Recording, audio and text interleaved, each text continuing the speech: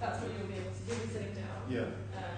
Just moving back and forth. If he needs to see the judge, we'll switch it to the judge at whatever point the judge is speaking, and then back to you. Yeah? So whether you want to, just wanted to let you know that's the camera. Okay. That's what you'll be able to see. Right. And then you'll be able to see. Brilliant. Yeah. Thank you very much. Okay.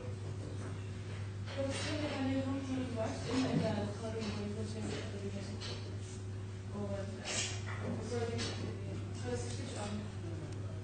هو أحيانا يشجع صح؟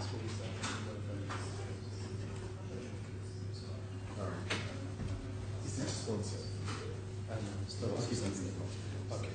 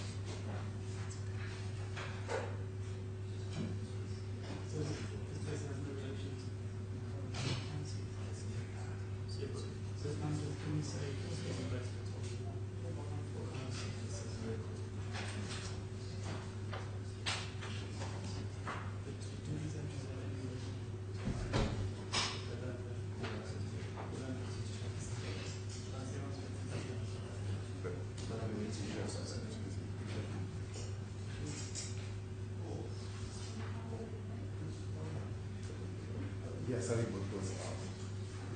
Thank you.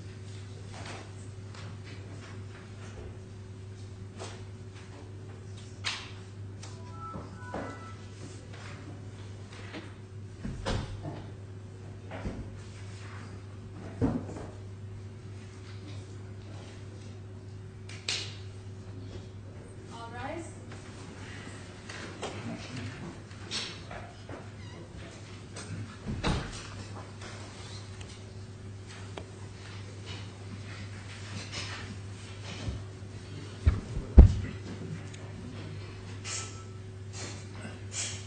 Well, I've received a submission in respect of the information which is submitted, is to be found or potentially found in the discs, and I have read that, and I've read the supplementary report. I propose to come back to this. If necessary, we'll sit a bit later tonight. You have a witness you want to fit in and make sure he gets completed today. Thank you. Yes. So I think we'll do with the witnesses, and then we'll come back to this. And if necessary, we may sit an additional 30 minutes at the end of the day. Thank you. We'll start with the witness, Mr. Arab San, which is in remote site now. May I introduce the court to the Mr. Arab San? Yes. Mr. Arab, do you hear me? Yeah.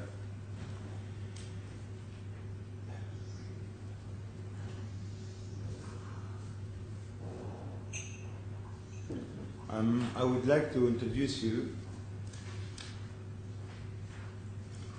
Justice Sir Richard Allen Field, who is presiding over the trial for this case. The claimant lead counsel, Mr. Duncan McCall, Queen Counsel, will be cross-examining you today. He is being assisted by Mr.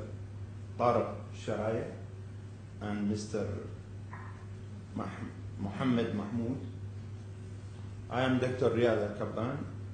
I will be re-examining you once the cross-examining is concluded.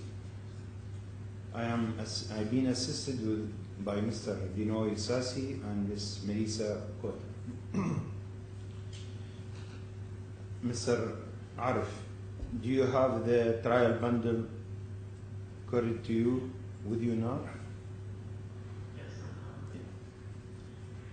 My Lord, we will start Justice of Peace Manoj Nanda to administrate the oath. Yes, would you ask your client to stand as he takes the oath, please? Mr. Arsan, could you stand to give the oath? And Mr. Justice of Peace Manoj Nanda, could you administrate the oath, please?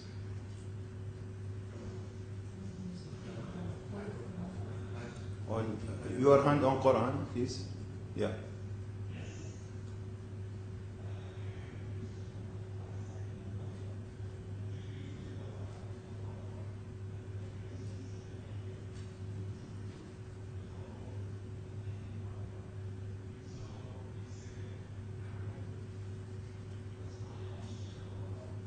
Thank you very much. Do sit down. My Lord, do you require Mr. Manoj to stay, or you can go? No, I don't require him. Okay, thank you, Mr. Manoj. You can leave now. Just before he does, is there anybody else in attendance in the Australian end of this process, or will the witness be entirely on his own? He's alone, I think. Yes. Yeah. And if he needs any technical assistance, there's someone he can call in. Yeah. So there would be someone available Yeah. who could come. Yeah. But then I think we should release the Justice of the Peace Yeah. on the understanding that if we do need some assistance, we'll be able to obtain it. Thank you, Mr. Justice Manoj, Justice of Peace Manoj Nanda. Thank you very much.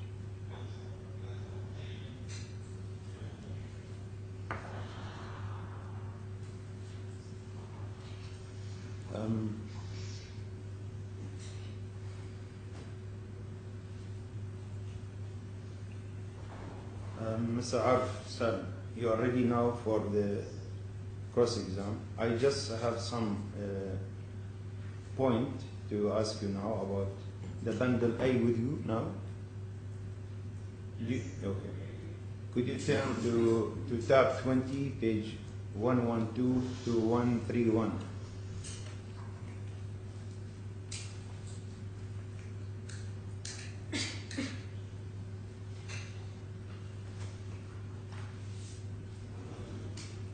To 131. This is your first witness statement. Do you confirm that is your first witness statement submitted on 21st May 2015? Yes.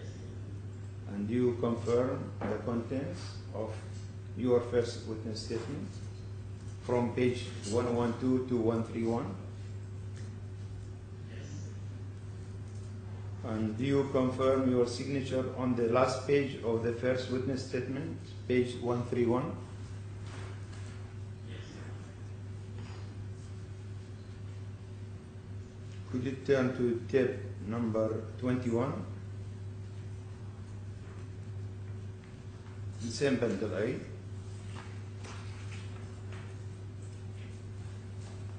Page 132 to 141. Which is your second witness statement, dated 20 August 2015. Yes. Do you confirm that this is your second witness statement? Yes. Could you go to page 141?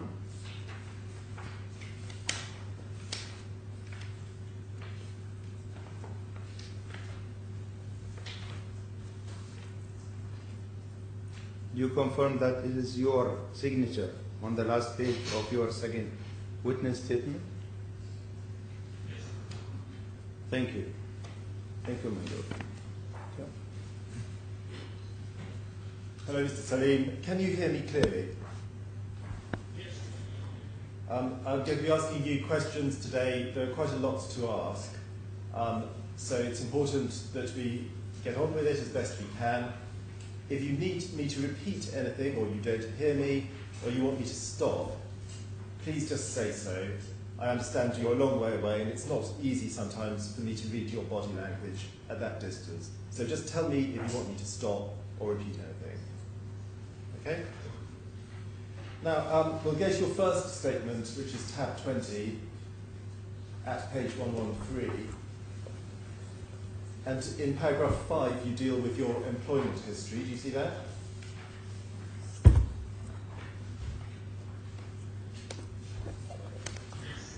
And you explain that you started working at Legatum in 2004, but you entered into a new contract of employment with Legatum in 2008. Is that right? And your formal title at that stage was server architect, wasn't it? And we can quickly look at the contract of employment. You'll need bundle B1 for that. So keep A open, but go to B1 at tab 36.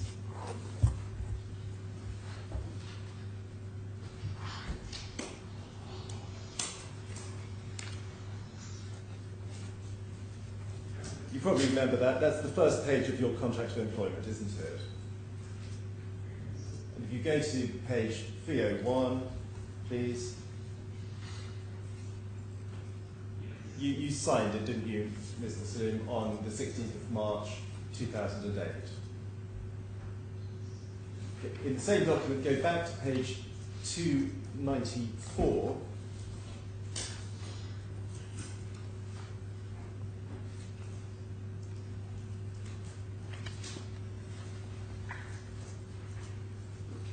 And you may recall clause 5, which is towards the top, incorporates a confidentiality undertaking. Do you remember that? That was part of your contract of employment, wasn't it? And in the same bundle, go to the next tab, which is 37.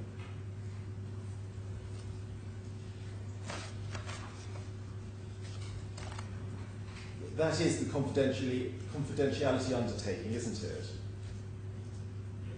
And if you go to page 308 in the same tab, please.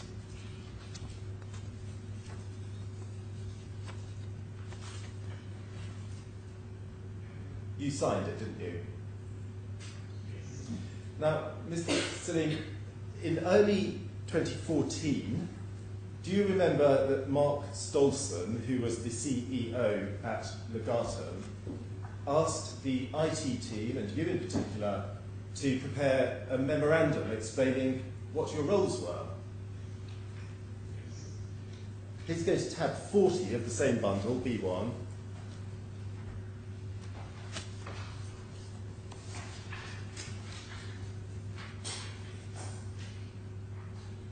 And do you remember, we're looking at the document here, you emailed a copy of that memorandum which you prepared on the 4th of February 2014, didn't you?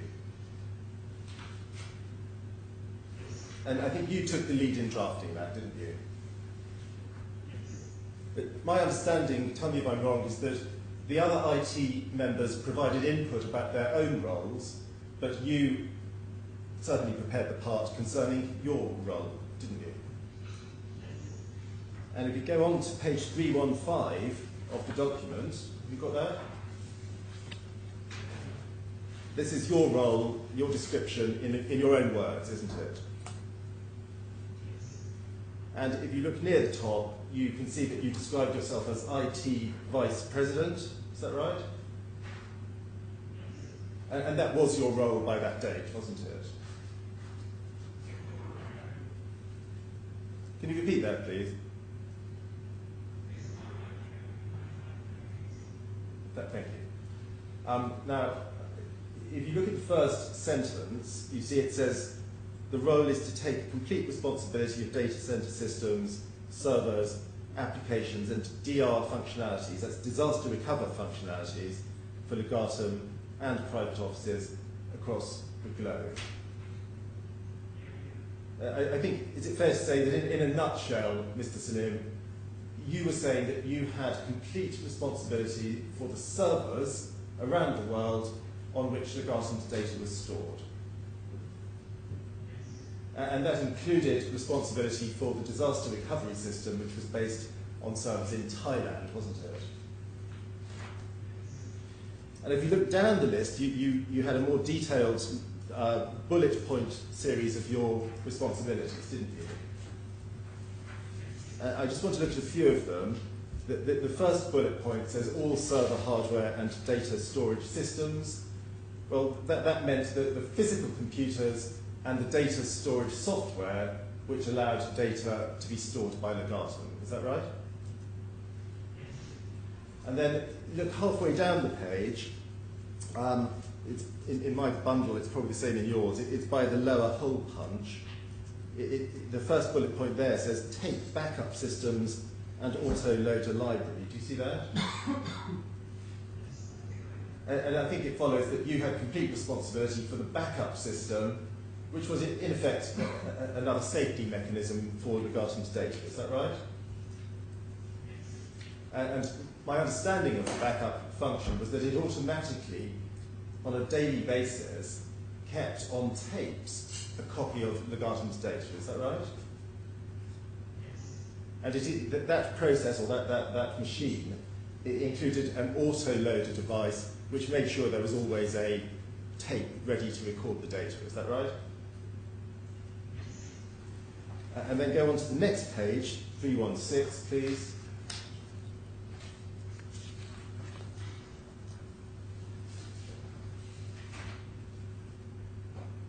You see the subheading near the top of the page for disaster recovery site and private office. Do you see that? And just below that is the bullet point, all DR and data replication systems at Sawan. Well, again, this is the same sort of thing. You have complete responsibility for the data recovery and disaster recovery systems. Is that right? Now, Mr. Salim, yesterday, both Paul Sheriff, who you know, and Connor O'Flynn gave evidence, and you may have heard about this, I don't know. Both said that the way things worked at Legatum was that while people had prime responsibility for their own particular areas, you would help each other out to the extent that you could when called upon. Is that a fair summary? And of course you had been, by the time you left, you had been at Legatum for about 10 years, hadn't you? The IT system there had changed dramatically over that period, hadn't it? And certainly so far as it was concerned with servers and disaster recovery and backup, you had been very intimately involved in that process over that time, hadn't you?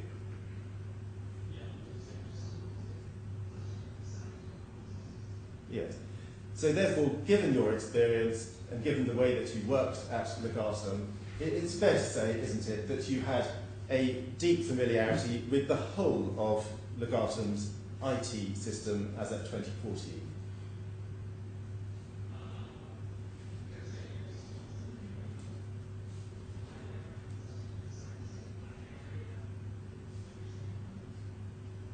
Yes, but also you knew how they networked with each other, that you didn't look at these as isolated things, they were all part of a networked system, weren't they? And you understood how that worked, didn't you?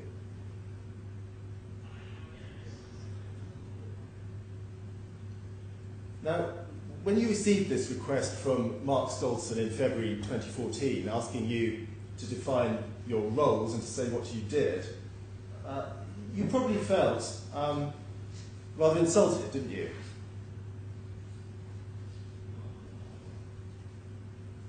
Well, you've probably seen Connor O'Flynn's evidence in his witness statements.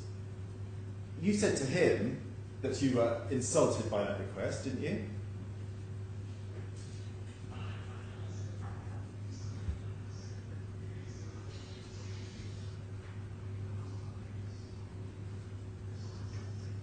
Well, I think your point was that Legatum isn't a very big institution. It employs up to 45 people or so at any given time. And you were very disappointed, weren't you, that Mark Stolzen didn't seem to understand what you did.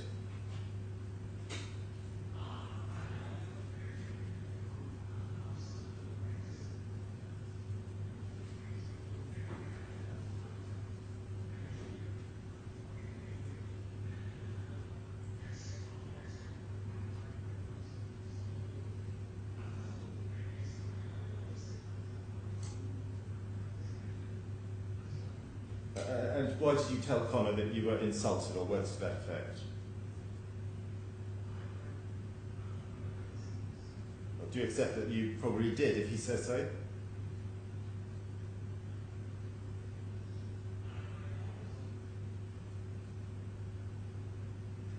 I want to ask about Ben Padda, or was it Padilla? Ben Padda, he was formerly the head of IT at Legatum, wasn't he? And he left at about the time you had prepared that memorandum in February, didn't he?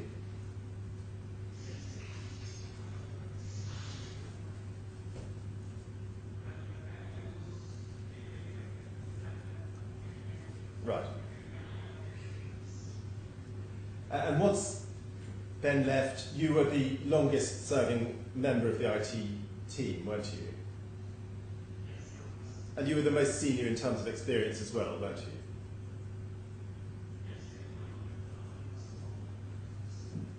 And nobody asked you whether you might want to replace Mr. Padda when he left, did they? Now, again, Conor O'Flynn has said in his evidence that you told him that you were upset that you were being overlooked for promotion. That's true, isn't it?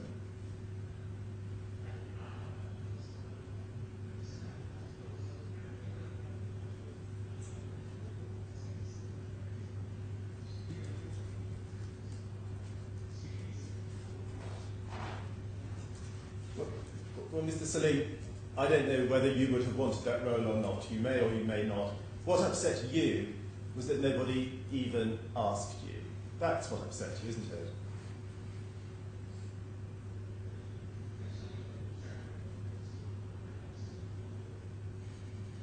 Well, you were upset though, weren't you? Sorry? And you said several times to Conor, didn't you, that if you hadn't made the decision to resign, you felt that Legatum were going to let you go anyway. Now that's true, isn't it?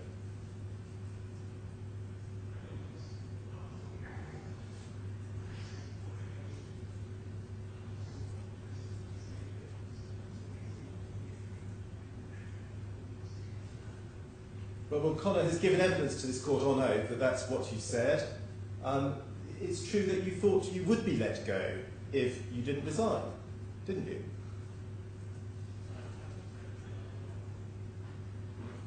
And you made the decision to resign, and you told Conor that you were going to go to look after your mother who was unwell. Do you remember that?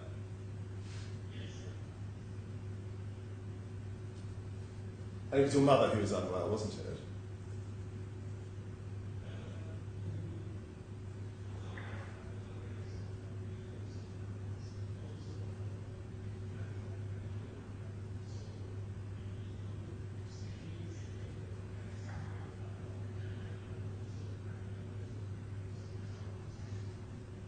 So you accept that Conor's right when he says that you told him you resigned because your mother was unwell, yes? Can we look at your statement, page 113, that's bundle A, tab 20, page 113.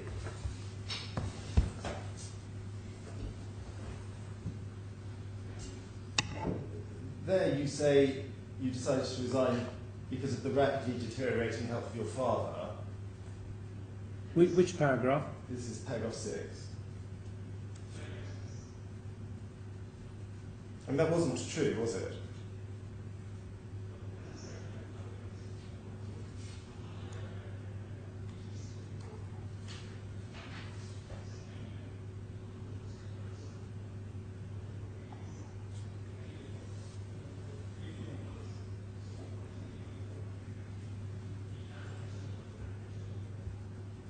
Yes.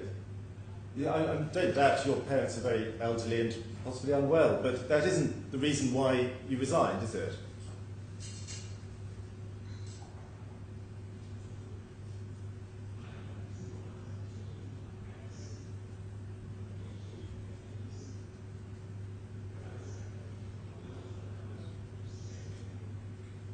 Where are your parents located?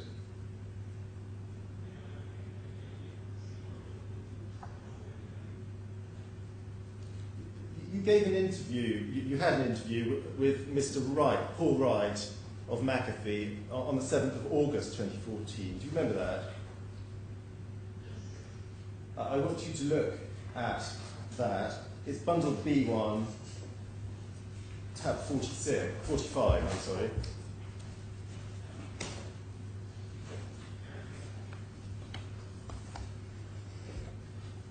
That's just the front page. 331 is the front page of the interview.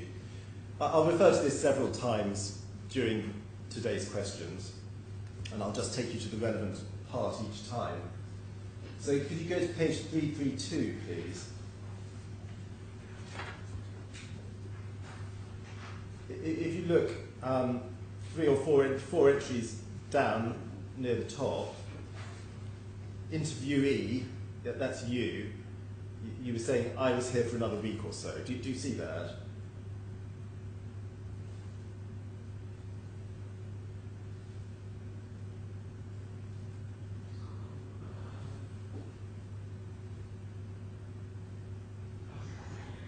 Yeah. You see that in bold type, from the top it says interviewer, and then below that it says interviewee, and then below that interviewer. Do you see that?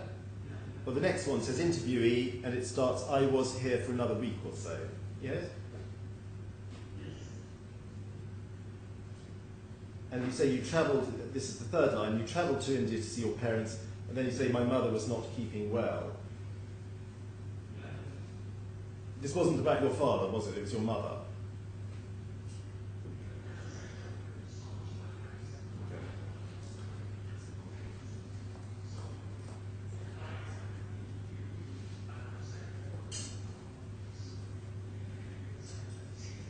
Okay. Well, I want to go to what happened when you resigned. I think your last day in the Garton's office was the 29th of May, 2014, wasn't it? Now, please go to bundle A, tab 5.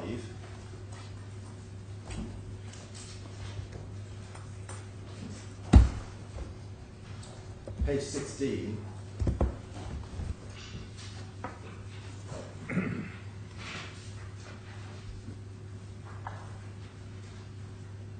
And do you have here a document that is described as particulars of defence? Do you see that? And that's your defence in this claim, isn't it? And look at paragraph 4, please.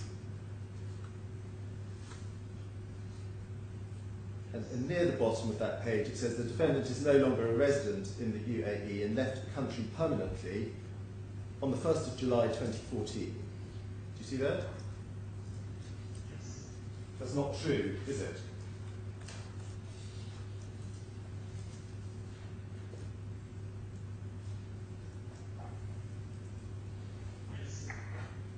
Yes, it's not true. Is that what you're saying?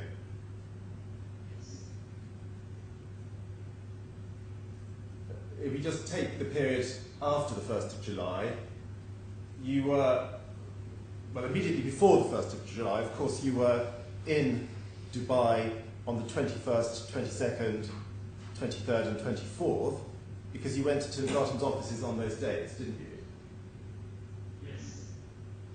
And then, of course, we know you were in Dubai on the 7th of August 2014, because you were here for your interview with Mr. Wright, weren't you? And then if we look at, go back to the interview in bundle B1, please. We'll need tab 45 again.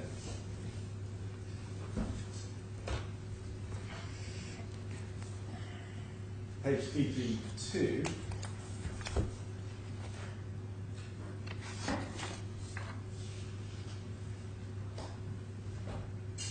Now, do you see in the middle of the page, the interviewer, who was Paul Wright, said, and you were working at all? Do you see that? It's by the hole punch. And you said, no, I'm not. At the moment, I'm not working.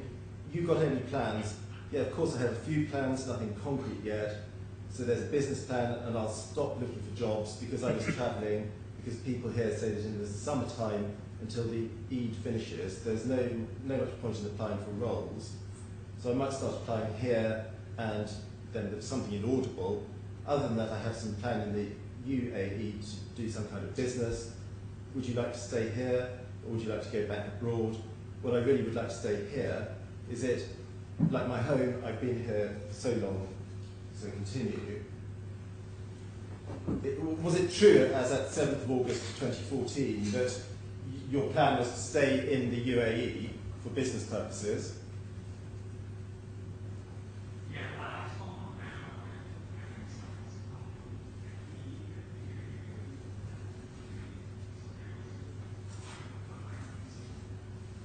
And apart from that, you wanted to stay because, as you told Paul Wright, it was your home.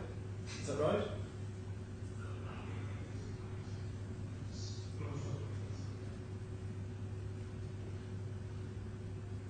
Doesn't really explain, or doesn't have much to do with your alleged reason for resigning to go and help your parents, does it? Have they got better by then?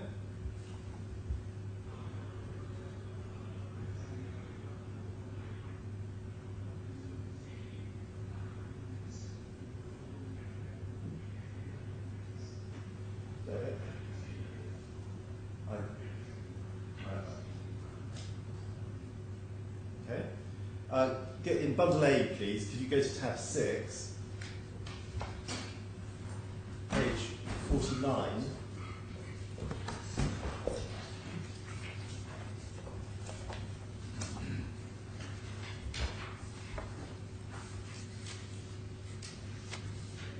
There's a document which is translated at page 51.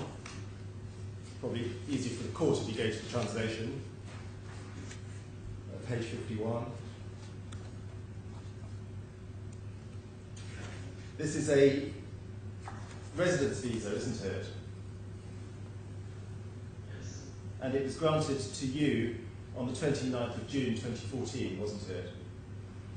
Yes. And it was a UAE residence visa which would run for 3 years, expiring on the 28th of June 2017. Is that right?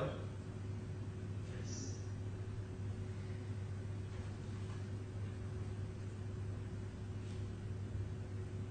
The truth, Mr. Salim, is that you felt undervalued at Lotatum.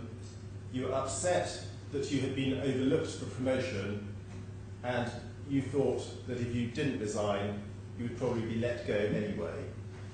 Do you agree that those are really the reasons why you resigned?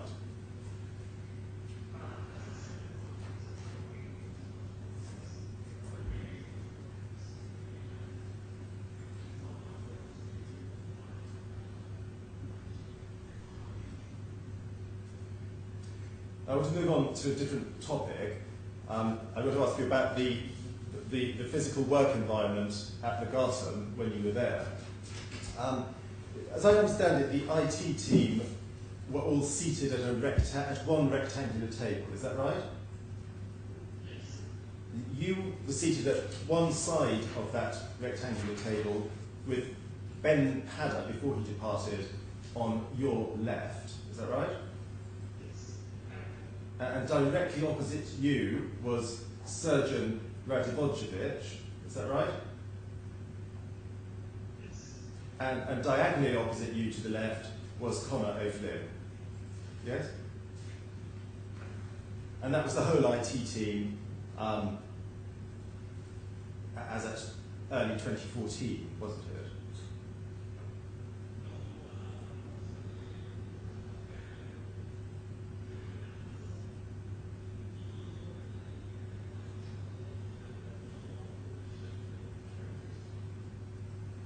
I'll come back to that later. Of course, Ben Padder left, as we heard, at some point in February. So when he left, it only left 3 of you, didn't it? At that table, you, Surgeon and Connor, right? Now, at your desk, you had a workstation, didn't you, which comprised a screen, which was at desk level, and directly beneath that was a computer hard drive box. And that hard drive was in a cupboard which you could open beneath your desk, is that right? And do you accept that this is what Conroy Flynn says in his evidence, that the IP address allocated to your workstation was the one that ended 29. So its full number was IP 172.25.26.29. Do you remember that?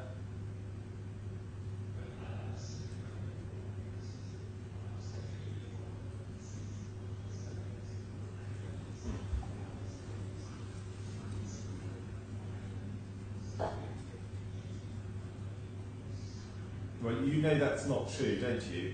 Because what you had on your workstation was what is sometimes called a sticky IP address, which to all intents and purposes means it was permanently assigned to your workstation. True?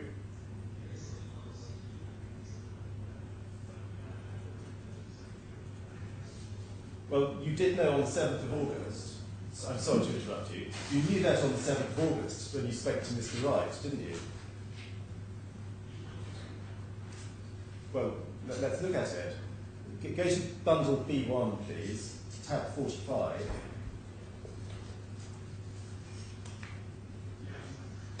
Page 343.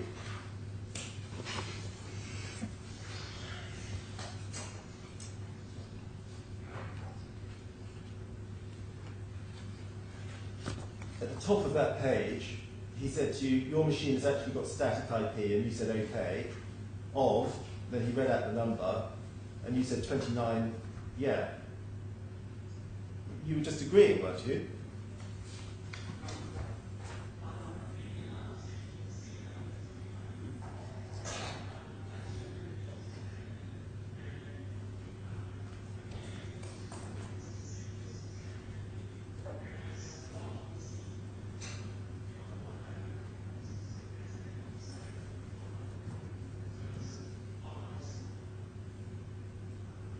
Well, as we've said, it was technically sticky, which is the correct phrase, which meant in practical terms it was permanently assigned to your workstation. And that's the truth, isn't it?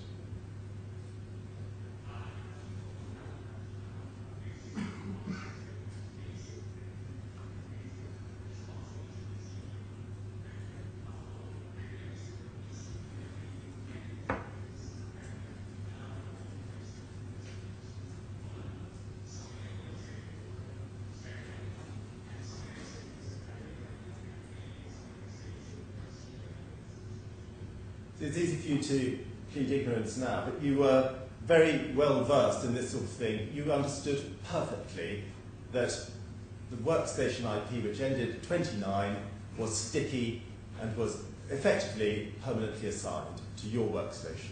You knew that.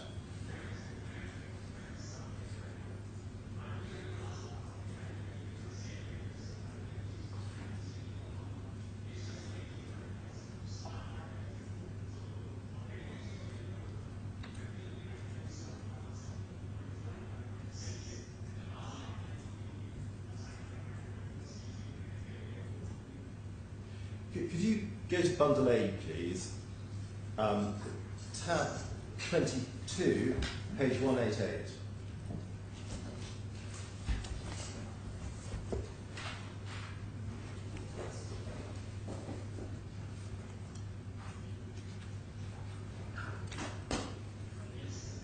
And I hope there at the top of page 188 you have a screenshot taken from a computer. Do you see that? Do you see it? Yes? And at the top of that page, I'm sorry, do you have the right page? And at the top of the page, do you see a screenshot? And it says PEW004, second hard drive from the computer of Arif Salim. Do you see that? This is from Mr. Wright's evidence, and it's a screenshot taken by him when he examined the hard drives in your workstation. Do you understand? And it's quite hard to see, but on that screenshot in the bottom left, there is a box which states the IP number referable to that workstation. Do you see it? Yes. And it may be hard to read, but it says 172.25.26.29. Yes? Yes. And in Mr. Wright's text in his report, he confirms that that IP number was the IP address assigned to your workstation. Do you disagree with that?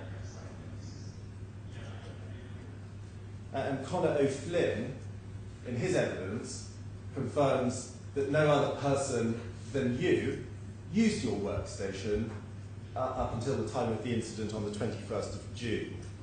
Now, I want to ask you a bit about that. Until you left on the 29th of May, you presumably, from your own knowledge, know that that's true, don't you?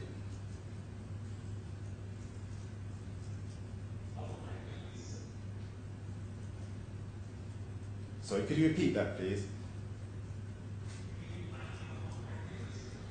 You knew, didn't you, until you left Legatum on the 29th of May 2014, that nobody other than you used your workstation?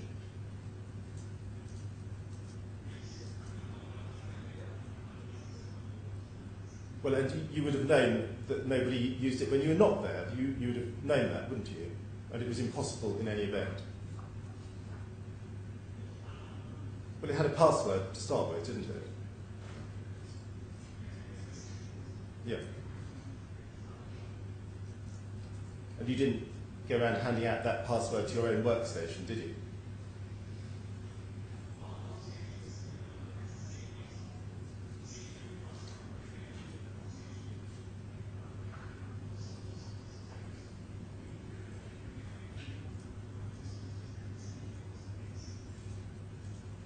Mr. Wright has examined your workstation, and he has been able to tell from that between the date you left on the 29th of May and the date of the incident on the 21st of June, that your workstation had been unused. It was not used in that period. Do you have any reason to doubt that?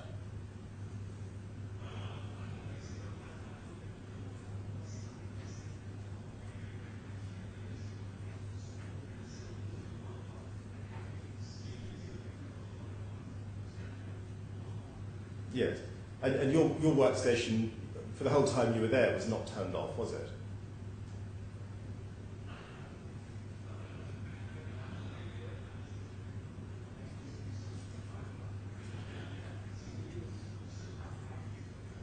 Yeah.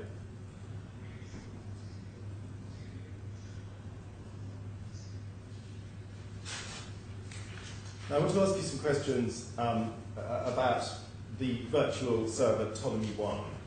Okay? Can we go to your first statement? It's bundle A, tab 20, and can we start at page 119?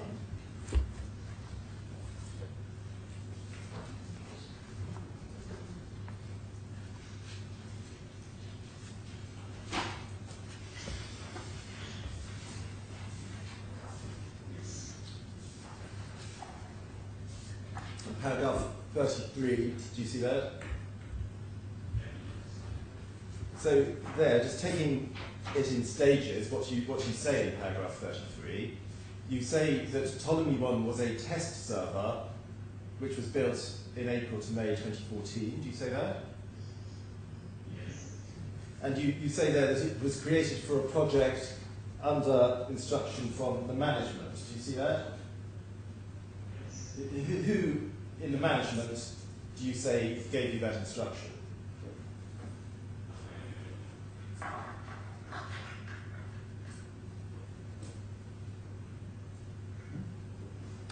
When did he give you that instruction?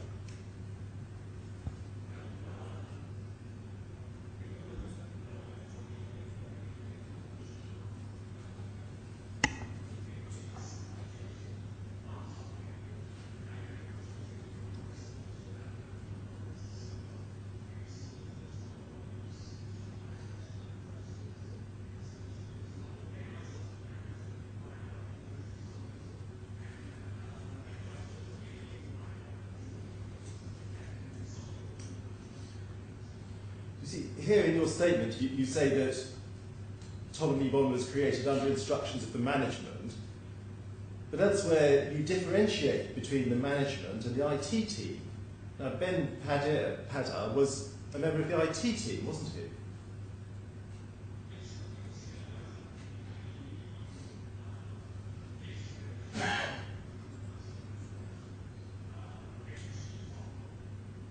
If you had meant Ben Padda in your statement, you'd have said either Ben Padda or you'd have said the IT team, wouldn't you? Not management.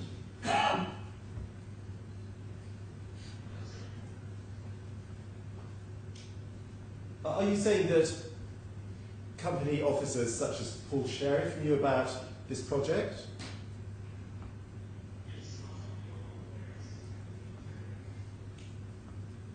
And do you think Paul Sheriff knew that a virtual server, Ptolemy 1, was created for the purpose of that project?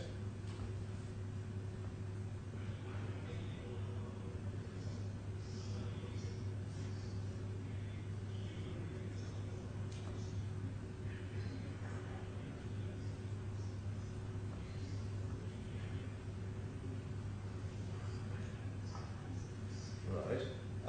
So I just want to concentrate on Paul Sheriff at the moment. You're saying he didn't know the details, so he might not have known the server name, but I think you're saying he did know that a virtual server was created so that data could be transferred to it as part of the testing process. Is that what you're saying?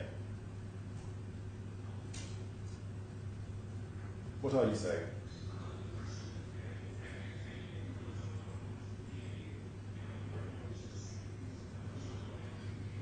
Sorry, Mr. Slim, I'm very sorry to interrupt you. Over the link, it would be really helpful if you could speak a little bit more slowly. Thank you.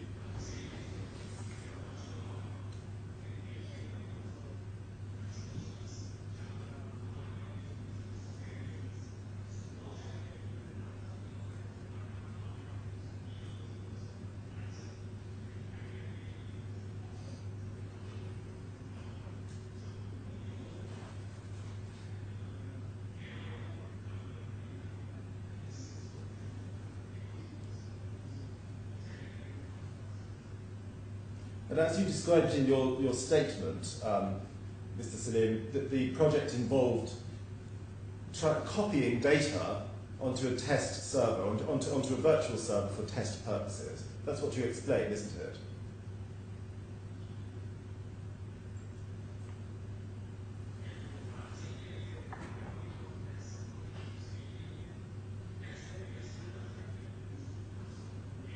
Yes. And whilst you say Mr. Sheriff may not have known the name Ptolemy 1, I think you are saying that he knew that as part of the project, data was being copied onto a virtual server. Is that what you're saying? And going back to paragraph 33, towards the bottom of paragraph 33, you say that some consultants called Anytech were involved. Do you see that? 33, yes. And do you say that Anytech consultants helped you to create Ptolemy 1?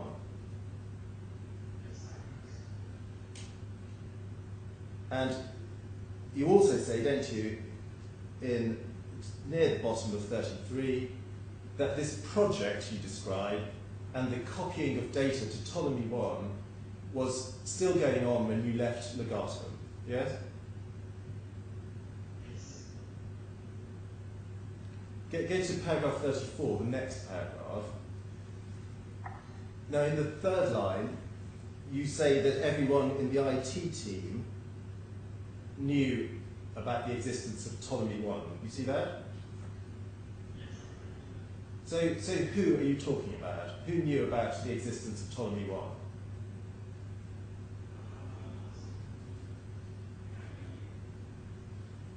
Anyone else?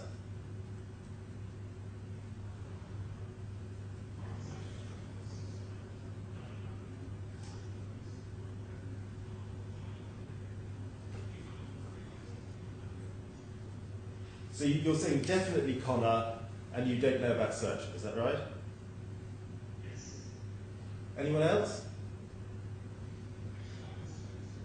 Sorry, I'm sorry to interrupt you. I didn't catch what you said then. Could you speak slowly?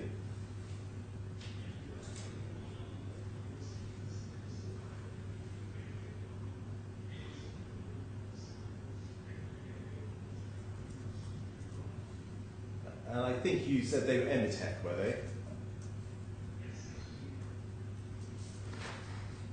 And then go on to paragraph 35. You say there that all members of the IT team and the external consultants were aware that company data on Ptolemy 1 server was being copied. Do you see that? I think, as I understand what you're saying there, is you mean those people, the IT team and the external consultants, were aware that company data was being copied onto Ptolemy 1. Is that what you're saying?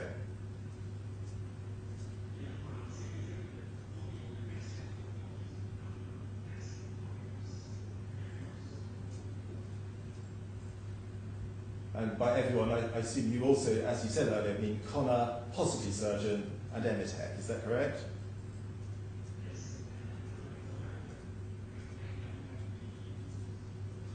And I think you've also earlier said Paul Sheriff knew about it, although he didn't know the name Ptolemy 1. Yes?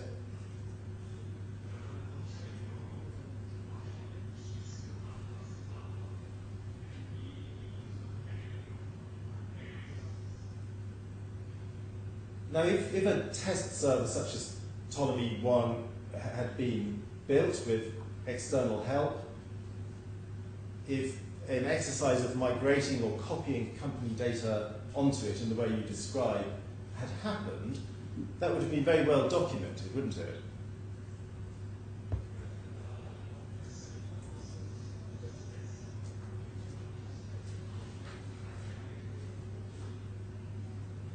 And there's no documentation, I'm sorry to interrupt, there's no documentation that suggests that a virtual server like Ptolemy 1 was created. There's no documentation to suggest that documents were deliberately copied onto it. Is there?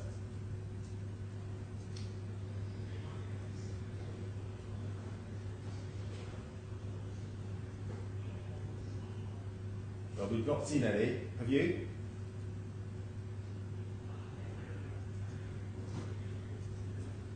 Well, we'll look at that in a minute.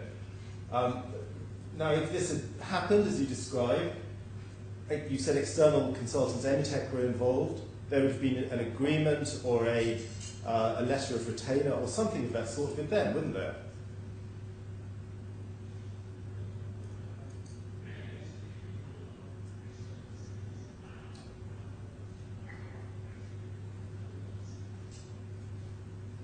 There's none of that. Do you dispute that?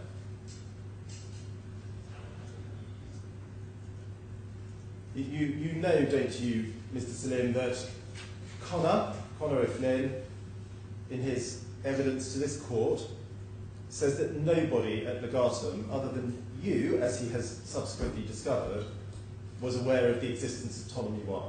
You know that, don't you?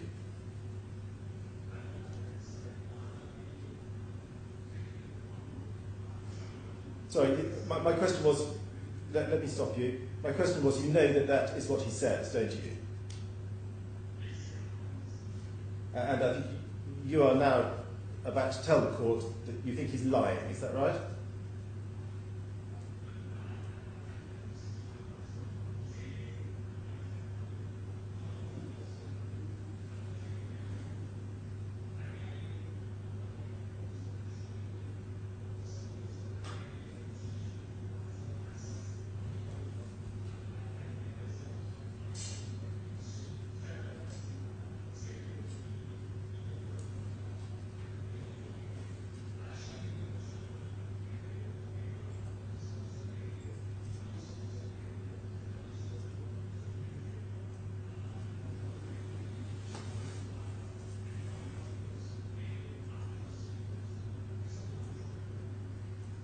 Well, Mr. Salim, we will look at your handover notes in a minute, and you will have the opportunity to point out to the court where you revealed the existence of Ptolemy 1, okay?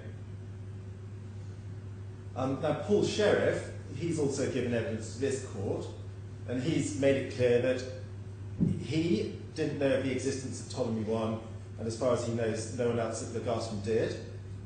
Are you aware that that is what he says? And do you say that he's making it up?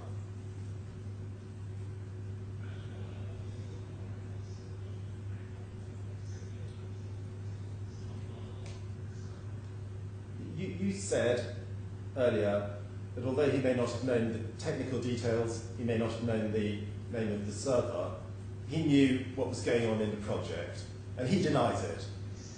Do you say he's giving false evidence?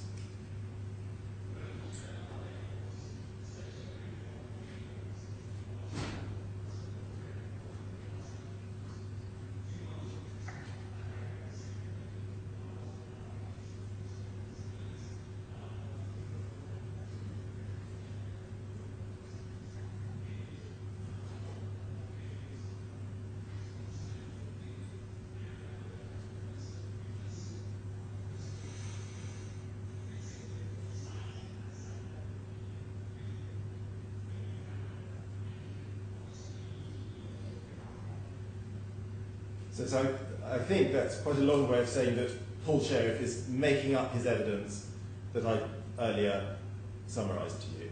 It's false. Yes?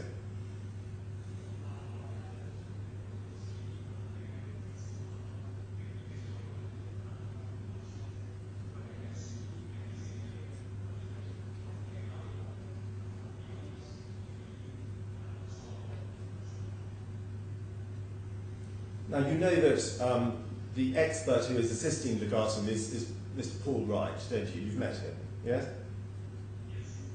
And you will, I'm sure, have looked at his reports. Have you done so?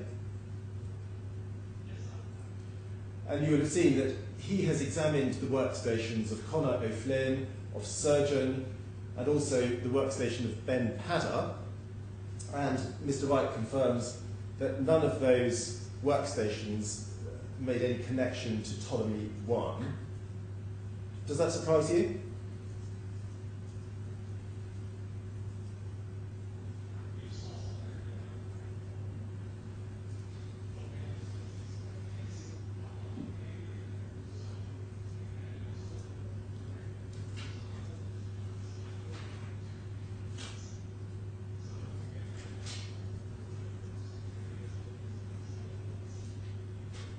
But Mr. Salim, your explanation is that what was going on with Ptolemy 1 was innocent. It was a normal everyday project, is that right?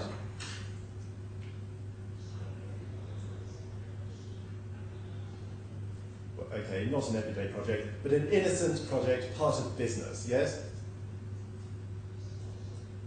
There would be no reason in the world why, if Connor or Surgeon or Ben Padder wanted to look at Ptolemy 1, they wouldn't just go straight there from their workstation. That's how they would have done it, isn't it?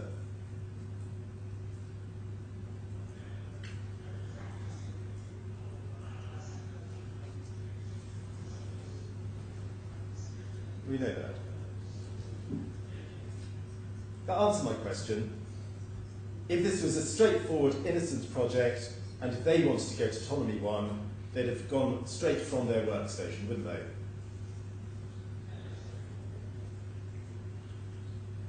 Mr. Wright concludes that you were the only member of the Legatum IT team to connect to and use Ptolemy 1. That's his evidence.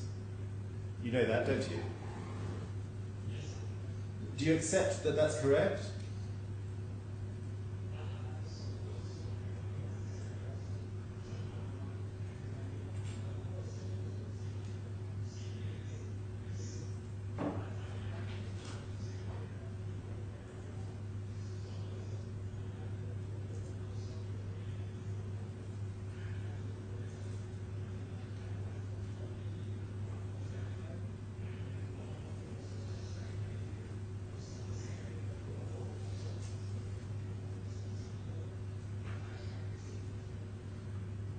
To your knowledge, Mr. Salim, did anybody else, other than yourself, connect to Ptolemy 1? So the answer is no. To your knowledge, no one else did. Is that correct? Now, as you've described it, there was no need for you to be secretive about Ptolemy 1. It was an open project. Is that right? Why didn't you mention Ptolemy 1 in your handover notes?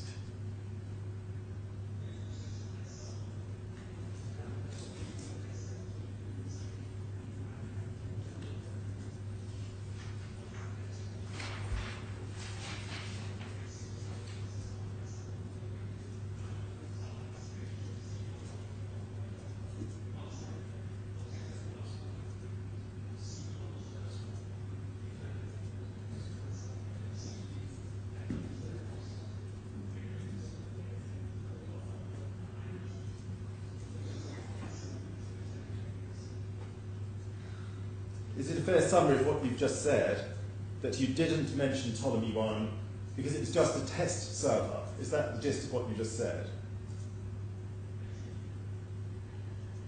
Could you go to bundle B1, please? Tab 50.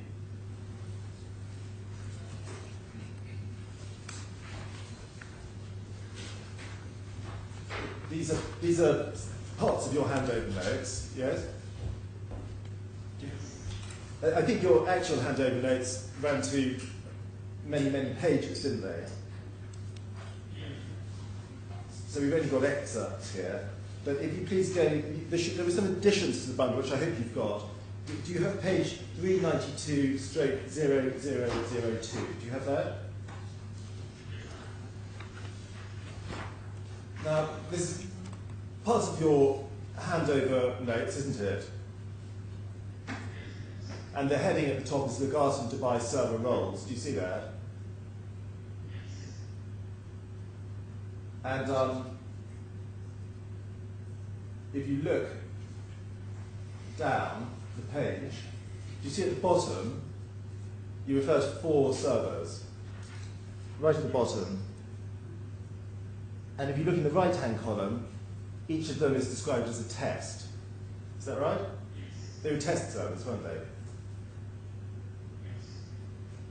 So you did mention test servers in your handover notes, didn't you?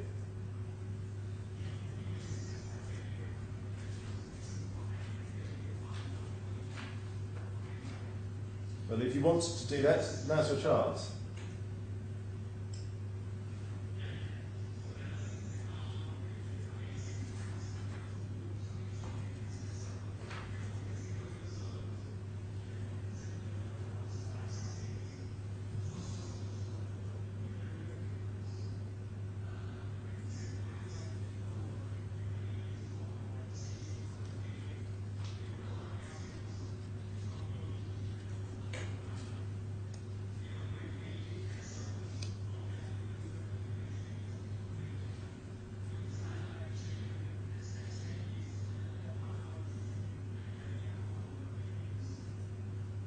So I don't understand why you mentioned them but not Ptolemy 1.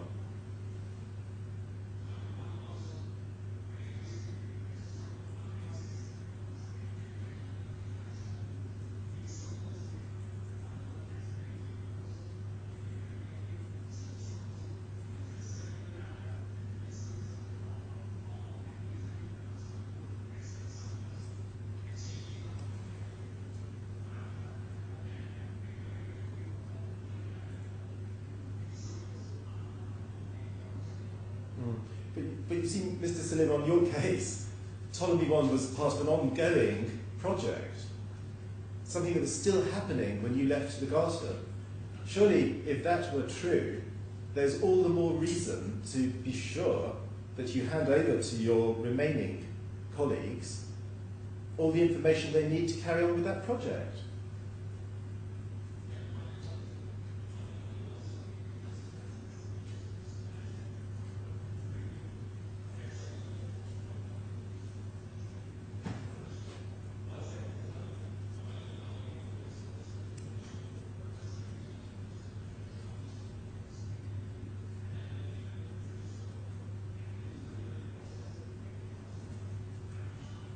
Let's be careful about this, Mr. Salim. Your case is that when you left Legatum, the copying of documents for legitimate purposes to Ptolemy 1 was still going on. That's your case, isn't it?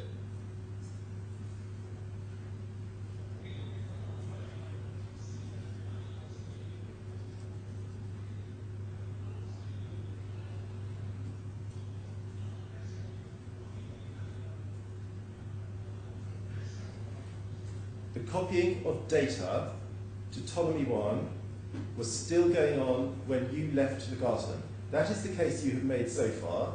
Is that true?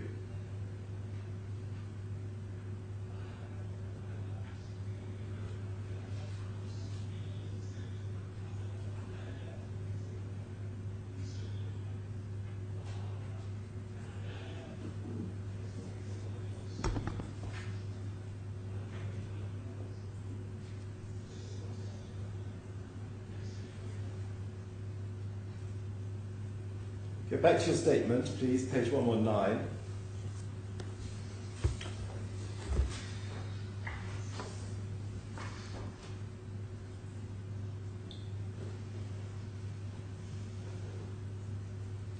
Look at paragraph 33. In the middle of paragraph 33, you say once the testing was done, and the methods to be used for data transfer were selected through the testing done on Ptolemy 1, it was then meant to be deleted. Now, Ptolemy 1 wasn't deleted by the time you left, was it? It wasn't, was it?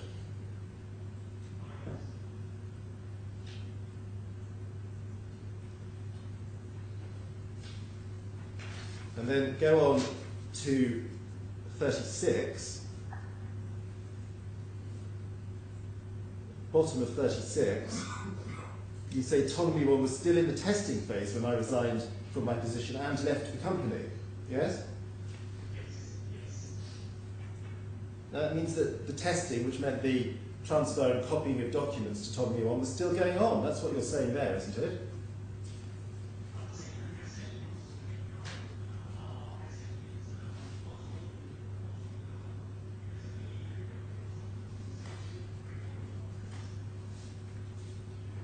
Okay, well, testing was going on, whatever you mean by that. So testing of Ptolemy 1 was still an active part of the project when you left, is that right?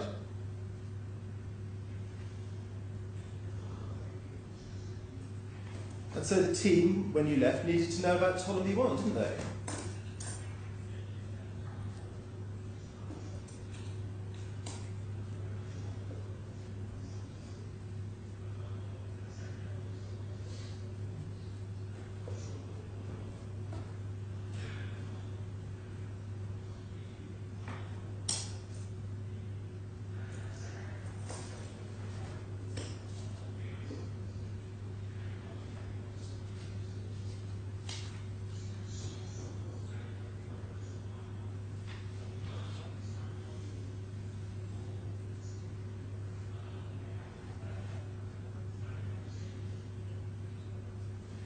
Paragraph 38 of your statement is on the next page. Could you go there, please? You say Ptolemy 1 was not the only test and temporary server ever used. Such test servers are normally built as and when required. Then you say, for example, in February to April 2014, we created 2 more test servers for an application called Interaction. Do you see that? Please go back to your handover notes in bundle B1, page 392002, which is where we were before.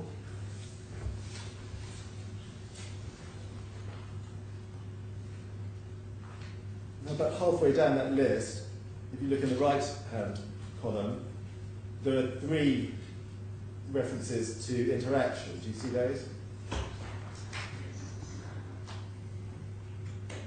So you mentioned those servers as well, didn't you?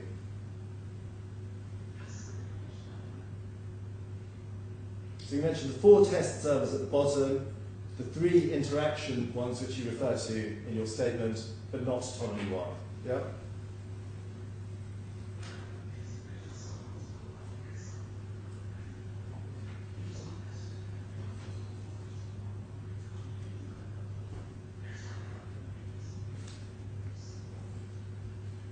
Could you go to Bundle B1, tab 45 again. This is the interview on the 7th of August 2014.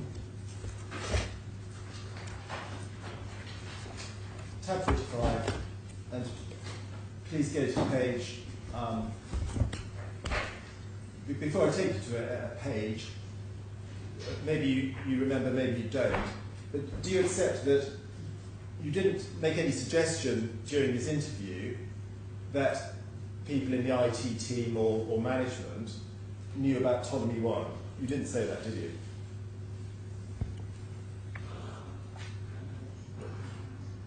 If you don't know that you'll say that, but you think you might not have said it, is that right?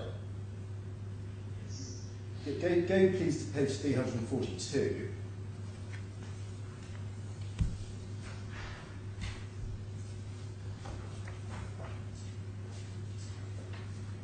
In the middle of the page, can you see where it says interviewer? Right in your handover notes, there was no mention of Ptolemy 1, any particular reason. Do you see that? And your answer was, I think it was not done yet. It was still, maybe I was still testing it because I didn't still understand the whole virtual environment. I was still learning it, and to migrate from the old system to the new system, I was still testing how to do that. It was not complete me. That could have been a reason. Do you see that? And if your story about Ptolemy 1 is true, why didn't you just say to Paul Wright, look, the whole IT knew about Ptolemy 1, it was an ongoing project, and there's absolutely no point in mentioning it, because everybody was working on it, everybody knew about it. Why didn't you say something like that?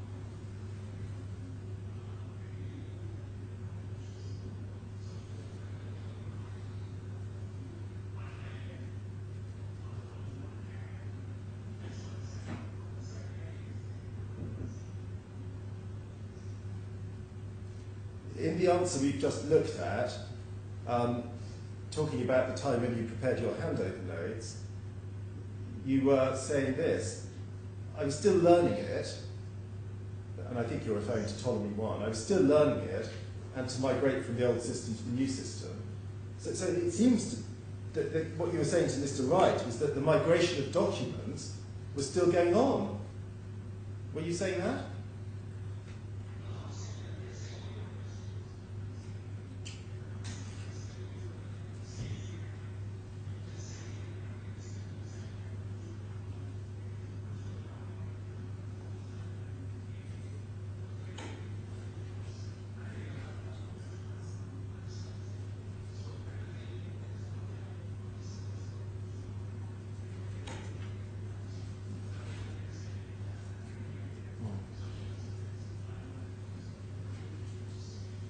Well, that's a long answer, Mr. Slim. I was asking about migration or copying of documents to Ptolemy 1. I understood you to tell me earlier that by the time you prepared your handover notes, that copying stage was over. And yet, when Mr. Wright asked you about it, you said I was still learning it and to migrate from the old system to the new. You're telling me one thing and you told him another, isn't that right?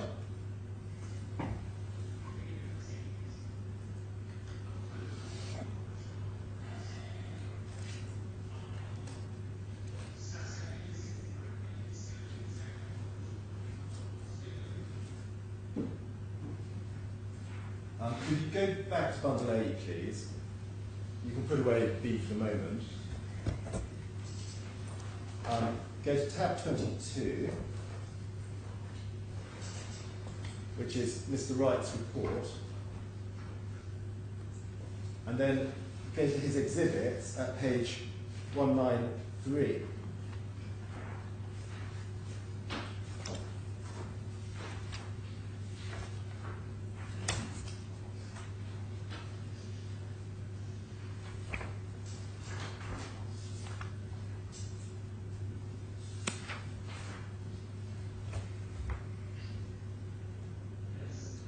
Now this is a sample. I stress it's a sample. It's not everything. It's a sample of the artifacts from your workstation that Mr. Wright found, which relates to Ptolemy 1. Okay? Do you understand? Yes. And an artifact is basically an evidential trace, isn't it? Now, I want you to look at some of these forensic evidential artifacts, and I want to ask you about them. What they show, Mr. Salim, and tell me if you disagree, but what they show is that at various times you accessed folders on Ptolemy 1 from your workstation, didn't you?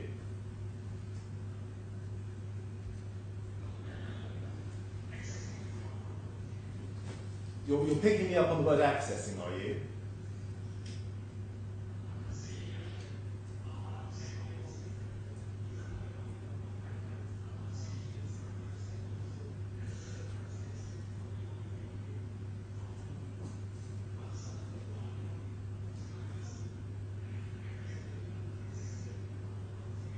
Okay. Well, for present purposes, Mr. Sin, what I'm interested in is what you knew about what was on Ptolemy 1. So if we just look at some of these artifacts, I mean, take going from the bottom of the bullet points, take the second one up, Sov Finance, presumably sovereign finance, is it? Yes. So you knew, for example, that there was Legatum's sovereign finance data held on Ptolemy 1, correct?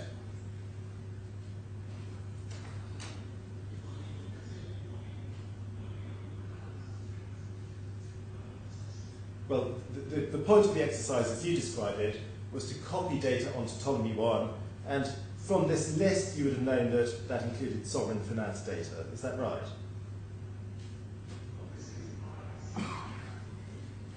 And you would have known, similarly, that it included charts of accounts, settlements, salary reviews, site budgets, and so on, correct?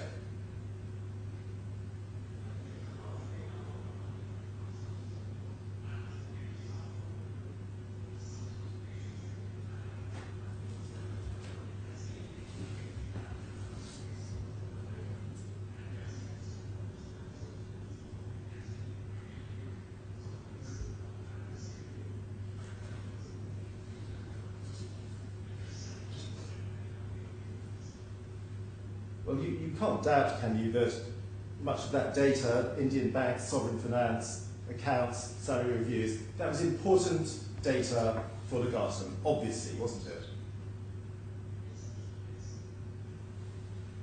Now, I want to jump forward in time to after you had left Legatum, okay? And I'm taking you to the 21st of June, 2014. Okay?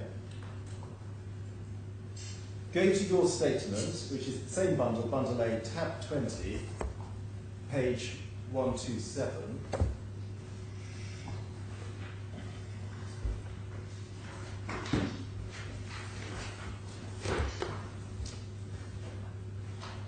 And paragraph 73, do you see that?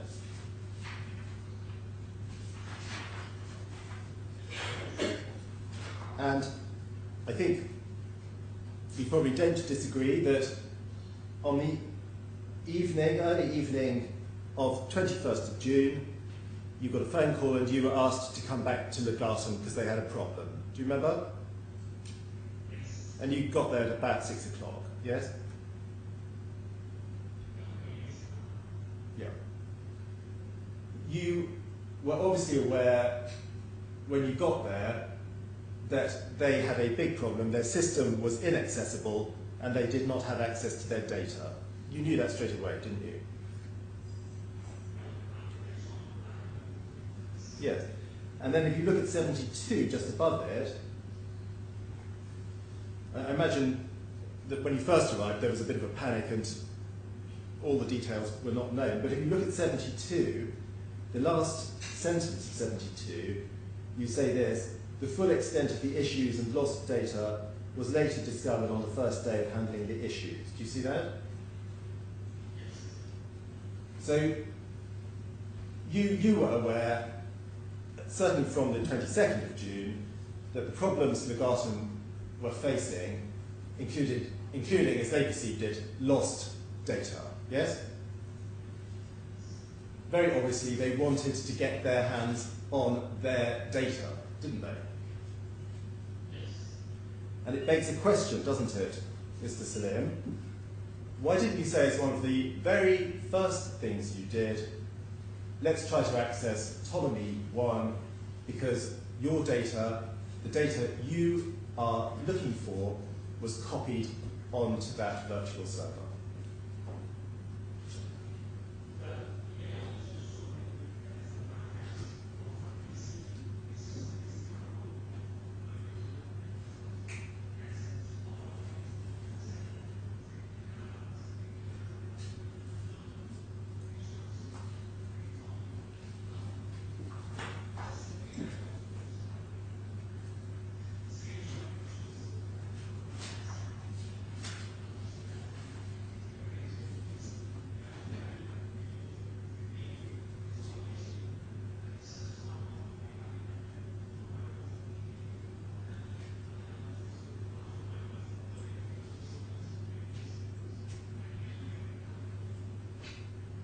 Mr. Salim, I don't want to get into a debate with you about exactly how much data was copied onto Ptolemy 1, but you knew that some important Legatum data, and you just admitted that about 5 minutes ago, was held on Ptolemy 1. You knew that, didn't you?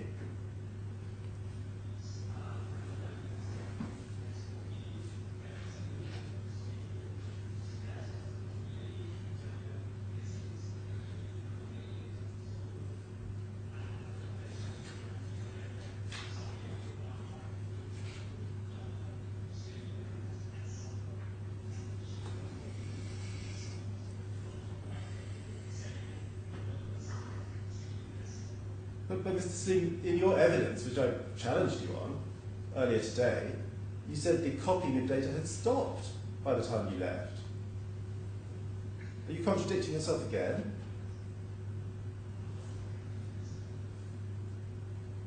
I understood you to say just now that it might have been taken off or overwritten or something of that sort.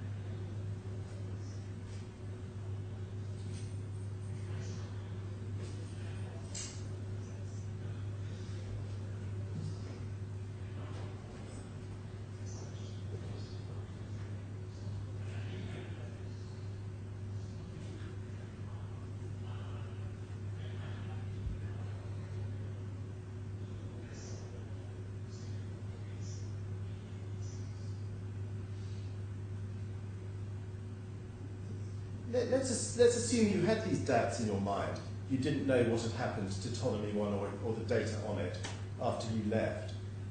Why didn't you say to Connor or to Paul Sheriff or to Paul Wright, oh, well, there was data. Is it still there? Has it been changed? Has it been overwritten? Why didn't you say something like that?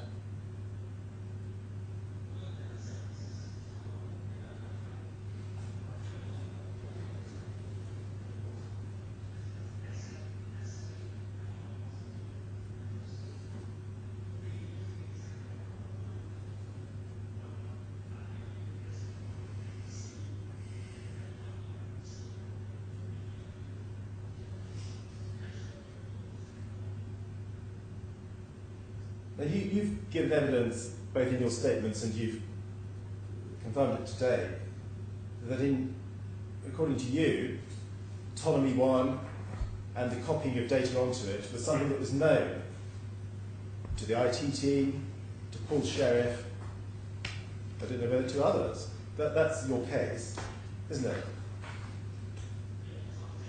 Yeah.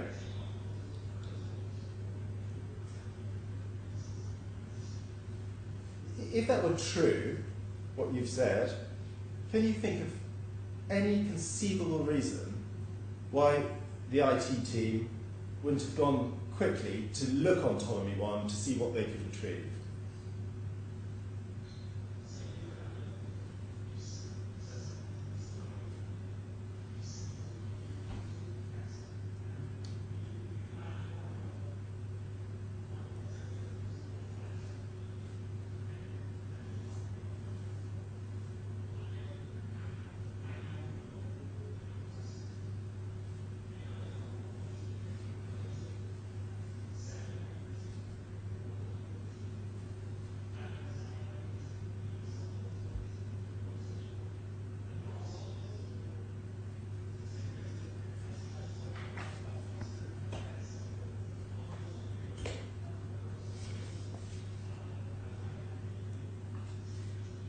The truth is, you deliberately kept Ptolemy 1 secret from the IT team and the management, didn't you? It was deliberate.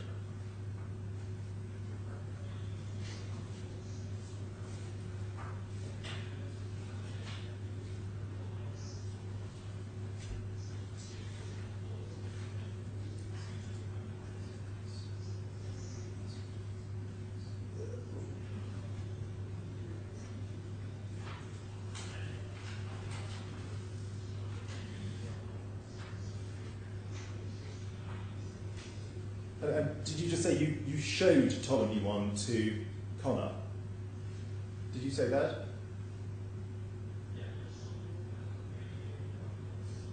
And when did you show him Ptolemy 1?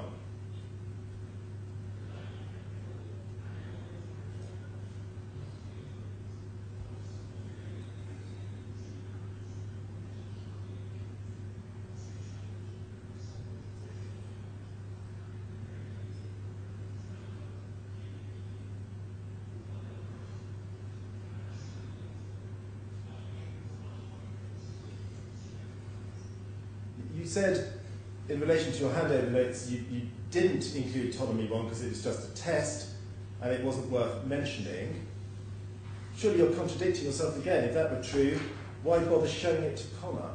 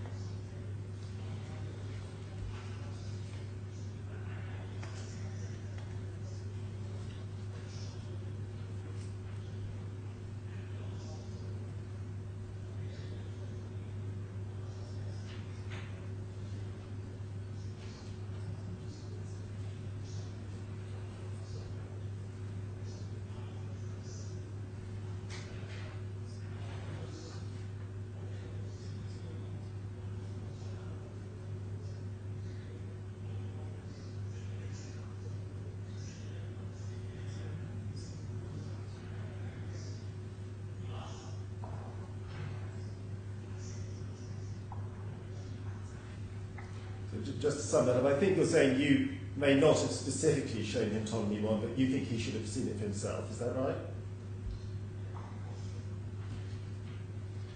My Lord, I'm ready to move on to another topic. Yes, and a break might be appropriate. We're going to take a break now, Mr. Salim. We'll take a break for 10 minutes. It's most important that you don't speak to anybody about this case or your evidence until the giving of your evidence is completed, which won't be for another hour and a half or so. Do you understand? Right. Well, I put you under that obligation, and we'll adjourn now for 10 minutes. Please be back in your room, ready to go in 10 minutes' time. Do you understand? Thank you very much. 10 minutes. All rise.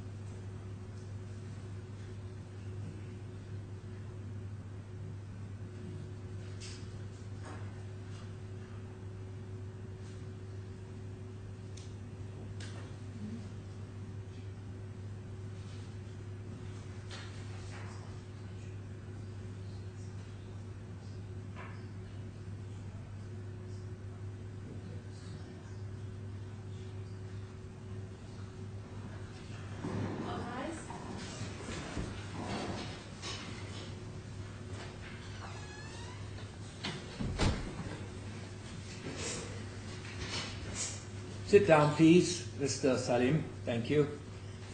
We're going to continue now. Thank you, my lord. Mr. Salim, I just want to clarify one point from the evidence you gave earlier. I was asking you about the IT team at Legatum, and you mentioned somebody called Graham Olthoff. Do you remember that? I think you probably agree with me that whilst he is still employed by Legatum in the corporate communications department, he had left the IT team on the 15th of January 2014, hadn't he?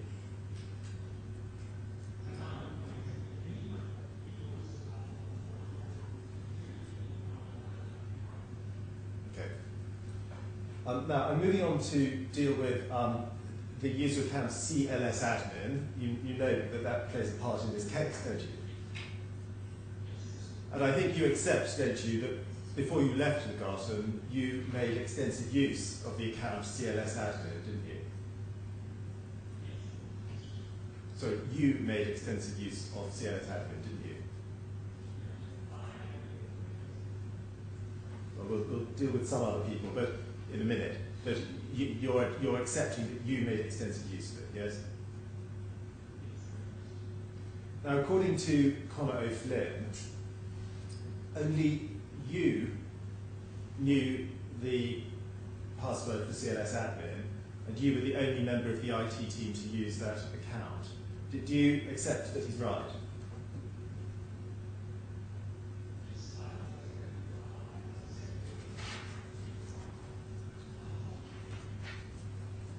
So you don't know if anyone else used it.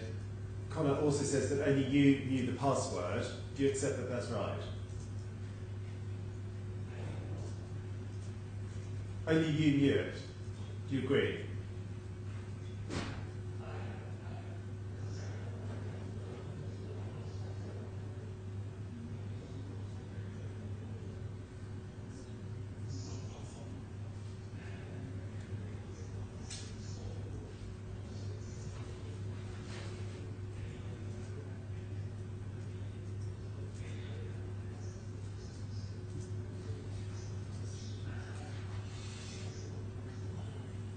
To use CLS admin, Mr. Salim, they would have had to know about the existence of that account and its password, wouldn't they? They would need those two aspects, yes?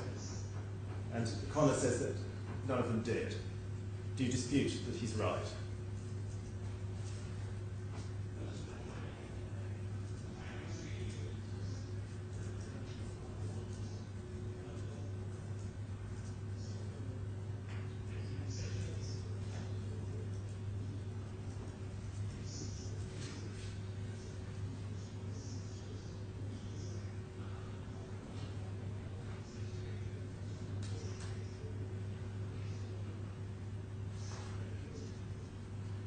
As you know, Mr. Salim, Paul Wright has conducted forensic investigations on the workstations of Connor, O'Flynn, Surgeon, and Ben Padder, and you know that his evidence is that none of those workstations were used in relation to the CLS admin account. Do you have any reason to disagree with Mr. Wright's evidence about that?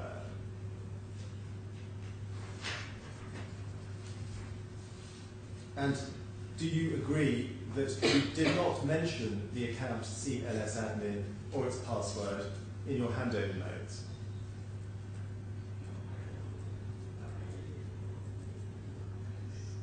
Sorry, in your handover notes, you didn't mention CLS admin, did you?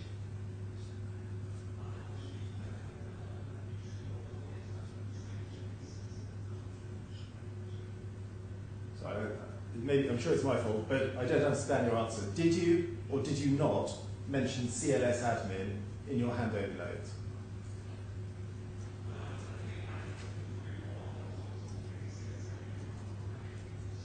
Can we go to have a look at this in B1, bundle B1, tab 50?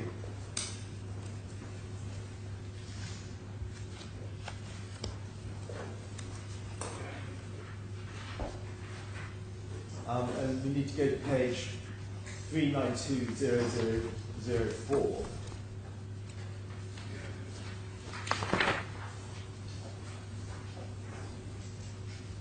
you see here there's a list of regarding accounts with their passwords. Do you see that? That doesn't mention CLS admin, does it?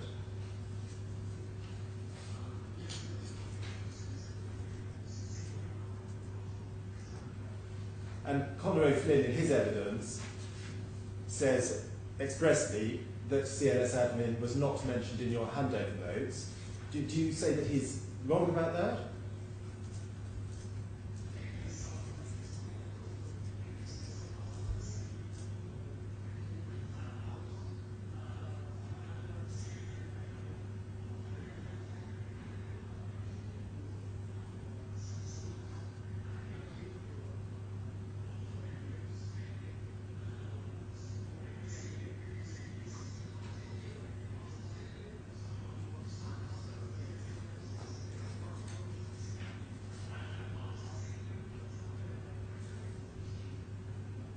And just so I understand that, these 50 or 60 that you say are missing, are you saying that they were included in your handover notes or not?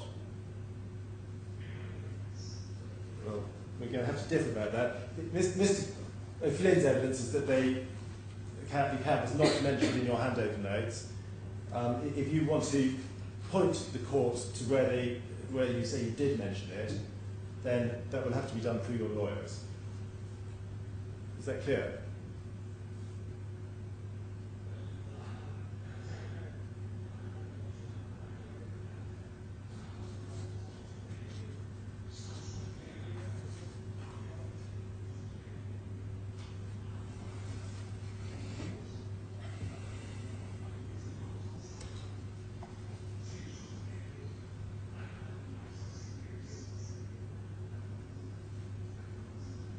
Now, please, sorry to interrupt, please go to your statement in paragraph A, tab 20.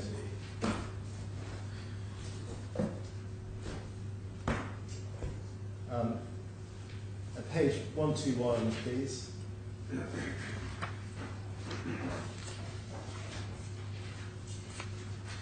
Can you see paragraph 45 on that page? In the middle of paragraph 45, you say this.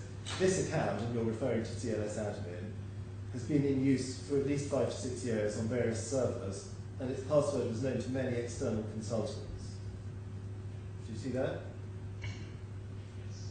Now the truth is, only one external consultant had used CLS admin, and that was Emitac, wasn't it?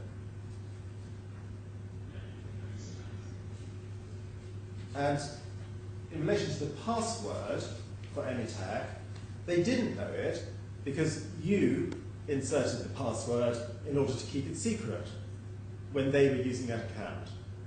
That's the truth, isn't it?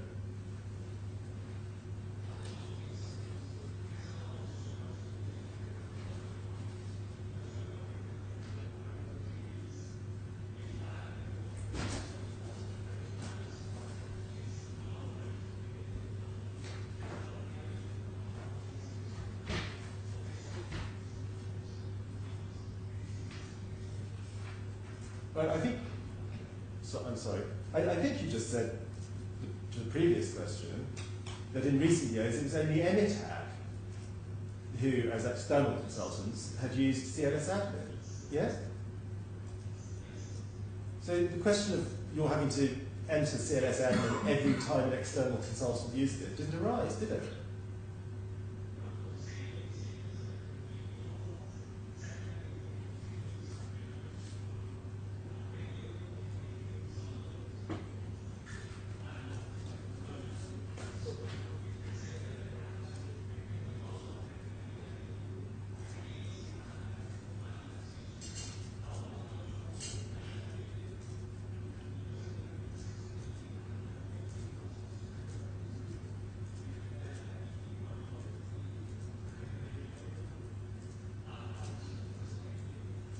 That isn't a practical issue, is it?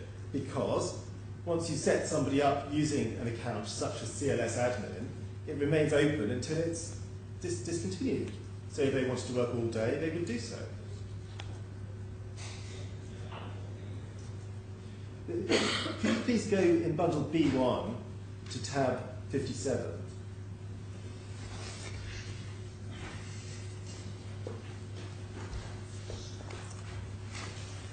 I'm sure you've seen Paul Sheriff's evidence about questionnaires sent to external consultants.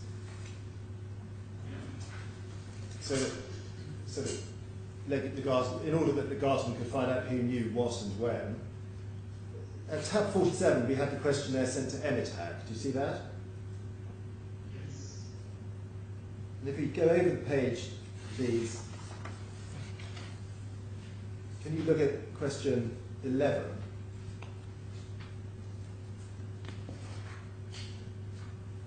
The question was, have you used or were you ever given the credentials to the CLS admin account?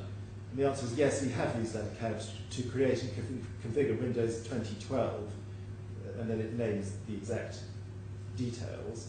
But then they say that the password is inserted by Arif whenever required. Are you saying that they were not telling the truth?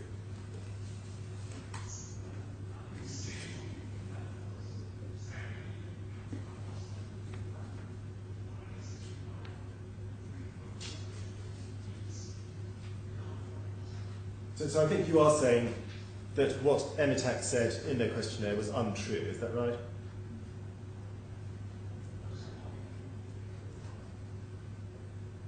Now, if we go back to bundle A, please go to tab 23,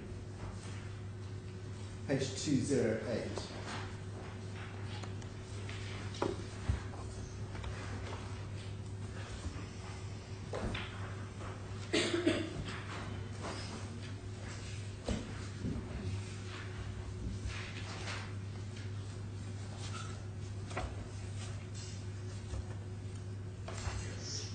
This is a chronological summary of information that Paul Wright, the IT expert, has obtained using Windows event logs and also from forensic images taken from your workstation.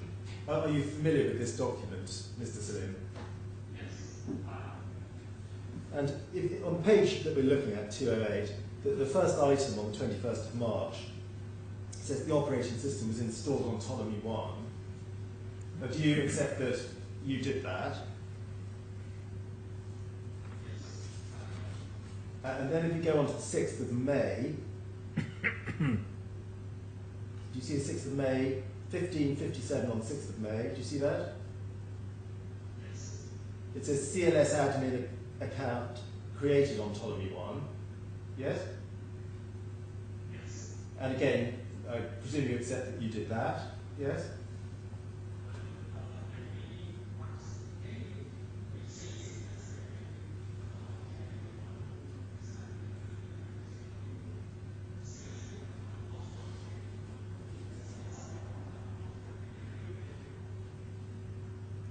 Did you use CLS admin to access or to go to Ptolemy 1 on the 6th of May?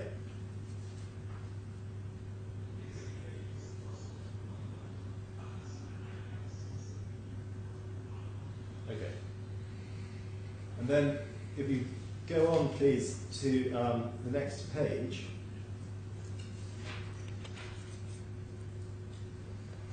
(27th of May).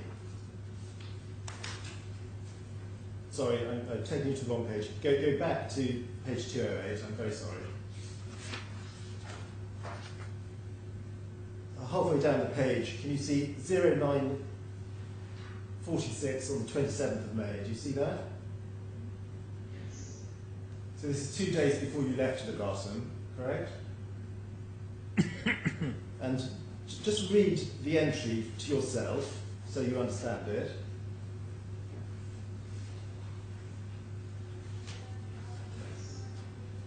So what this is saying is there's a reference to the IP address 172.25.26.29, and what is being said is that from that workstation, the CLS admin account was used to access the alpha domain controller.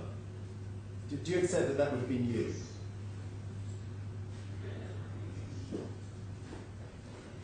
Now let's move on to look at events later on that day.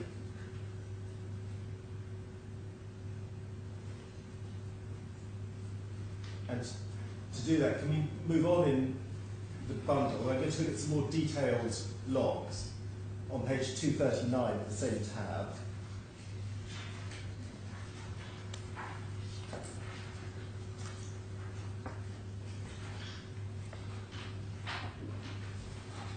Do you have page 239? Yes. Now, these entries are taken by Paul Wright from the event logs of the disaster recovery service in Thailand. Do you understand? Yes. And you can see that each of those entries has a date and a time. So if you take the first one, Alpha Disaster Recovery Server, do you see that? Yes. If you look at the end of that particular block, it says time 16:45 and 39 seconds. Do you see that? And the date just above it was the 27th of May, which is where we just got to going through the chronology. Do you understand? And if you look down at the headings, we've got Alpha, which is one of the disaster recovery servers in Thailand, isn't it? Yes? And then you can drop down to the next heading, which is DRVH1. Well, that was another disaster recovery server in Thailand, wasn't it? And then two below that is DRVH2. That's another disaster recovery server in Thailand, correct? And then below that ETA DR, that's another one. Is that true? And the same goes on over the page, yes? There are more over the page. And let's take the first one as an example, Alpha.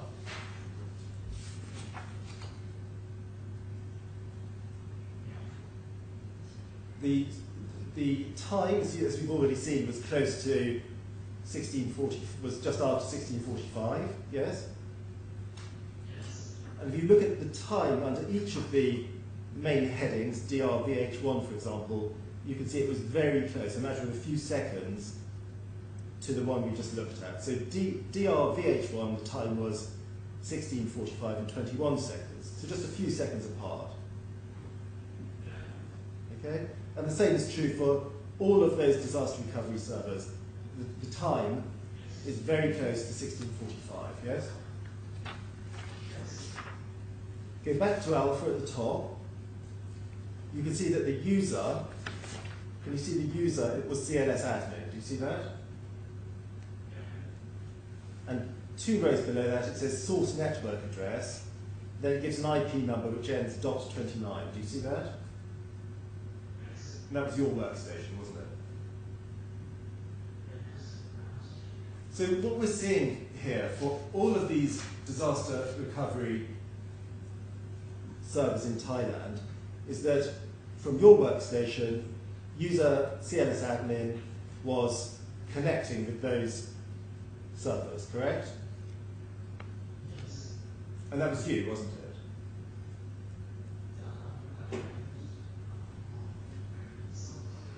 You're not denying it, are you? And the fact you stayed only a few seconds at each one suggests that you weren't doing anything other than testing something, were you?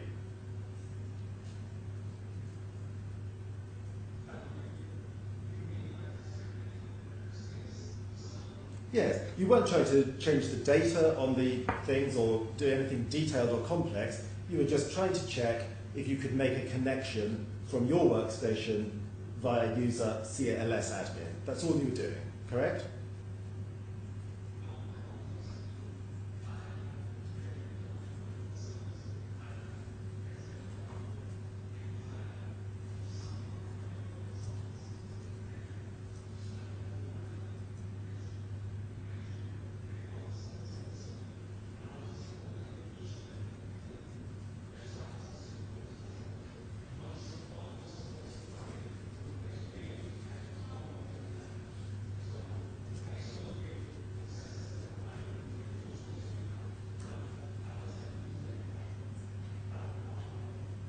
See, I suggest to you that on the 27th of May, 2 days before you left Legatum, you were doing a sort of reconnaissance just to check whether you could make a connection via CMS admin to each of those disaster recovery servers. That's what you were doing, wasn't it?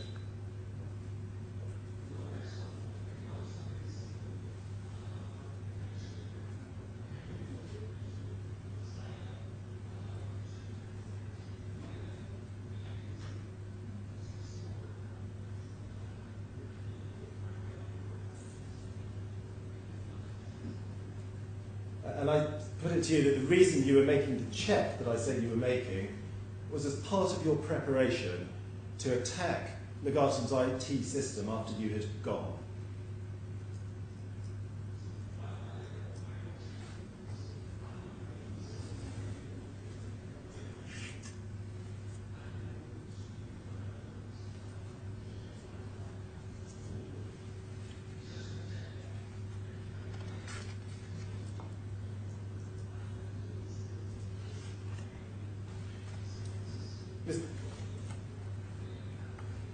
Mr. Slim, on the 27th of May, you had your own user credentials, ARIF-S, didn't you? ARIFs, that you chose to check with CLS admin, didn't you?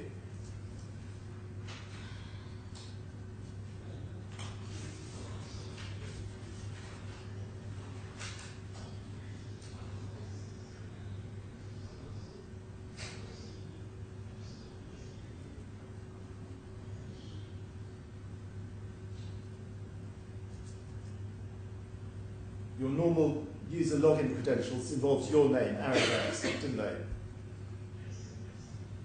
If your purposes have been routine and innocent, that is the user credential you would have used to access these servers on the 27th of May.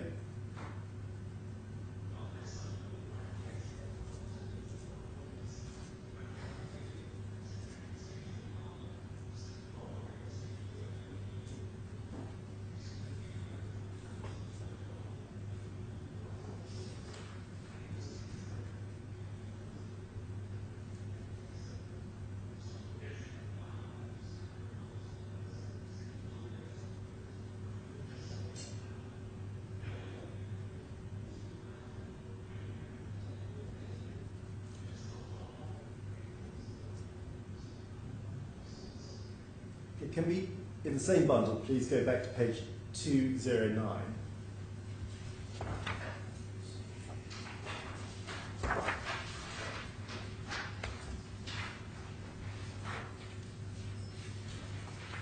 And we can pick up the timeline in the middle of the page. Do you see where it says between 1854 hours and 1901 hours on the 27th of May? Do you see that? No, 209, please. And right in the middle of the page is an entry between 1854 and 1901. Do you see that? And this is still the 27th of May. And it says that the workstation of Arif Salim shows an installation error between his computer and the IP number 172.25.25.16. Do you see that? And what it suggests, Mr. Salim, is that from your workstation, you were trying to make some sort of use of IP address 172.25.25.16, weren't you?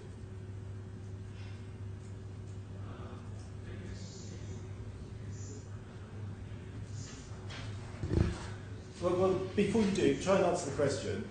Do you agree that at that time and on that date, you were trying to use IP address .16? No, you wanted to explain something. You're very welcome to do so.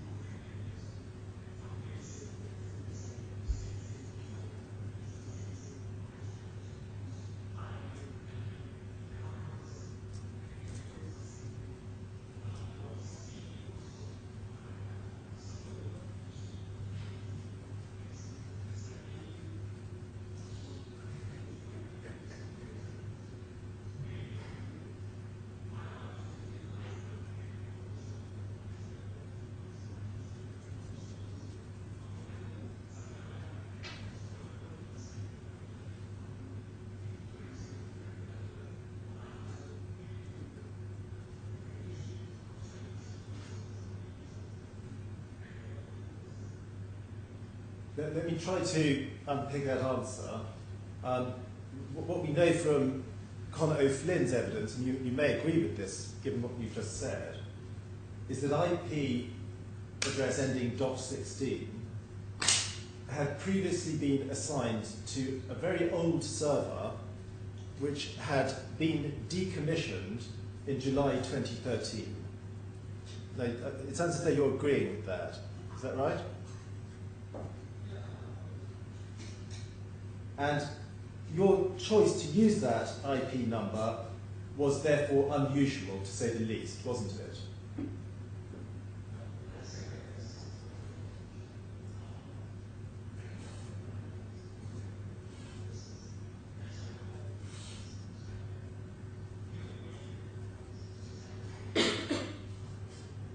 No.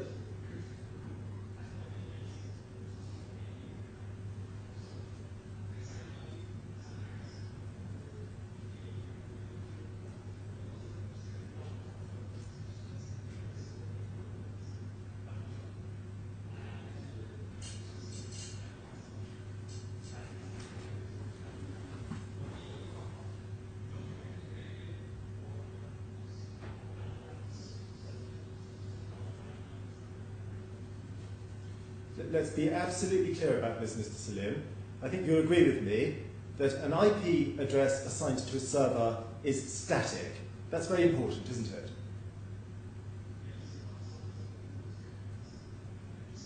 You can't have the IP address for a server jumping around because that would cause any amount of confusion, correct?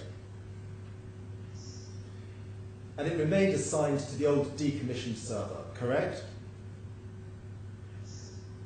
So for you to use it, you had gone to some effort to take it off the old decommissioned server in order that you could make some use of it, correct? You wanted to find an old, unused IP number so that you could use exactly such a number. That was your point, wasn't it?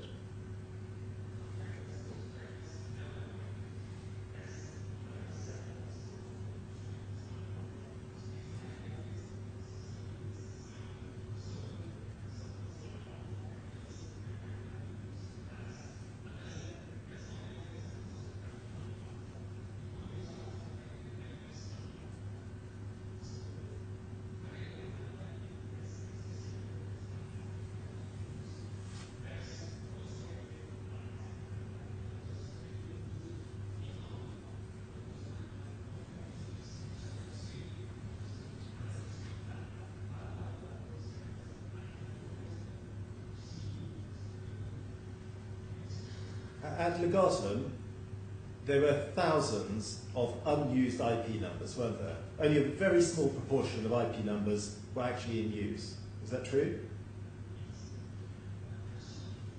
And to use .16, which had been attached to an old decommissioned server, was a very deliberate choice, wasn't it?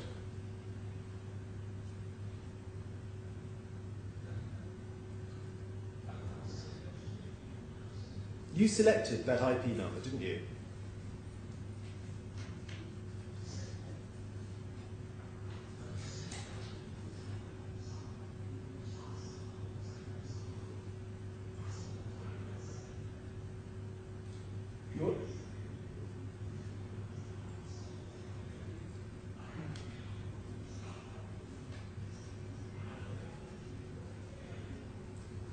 You wanted to find an IP number which would not be in risk of which was not going to risk being one that other people were using.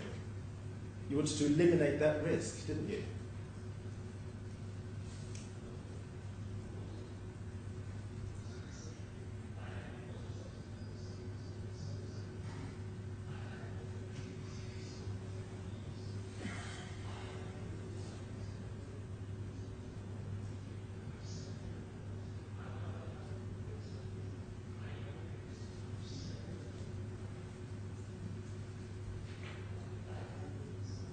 You know Legatum's case. You were planning to carry out a violation of its IT system. That's why you did it.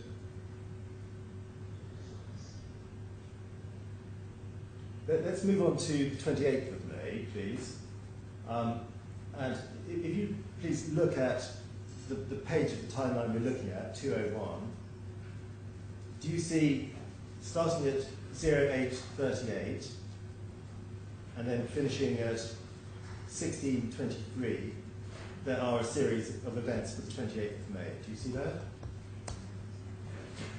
Now, I think I can speed this up by asking you about all of them in the same question, apart from one, okay? And I just want to distinguish the one I'm not asking about. Do you understand?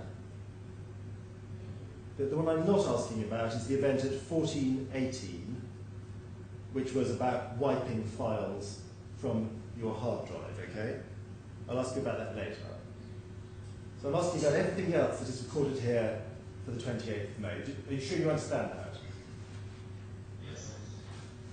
Now, if you look at the first one as an example, this is an action involving IP address .29 from your workstation, the account CLS admin, and accessing a server, in this case Zeus. Do you see that? Yes. And each one of those events that I'm asking you about on the 28th of May, do you see that they all involve CLS admin from your workstation accessing various servers? Do you see that? Yes. And do you accept that you did all that on the 28th of May?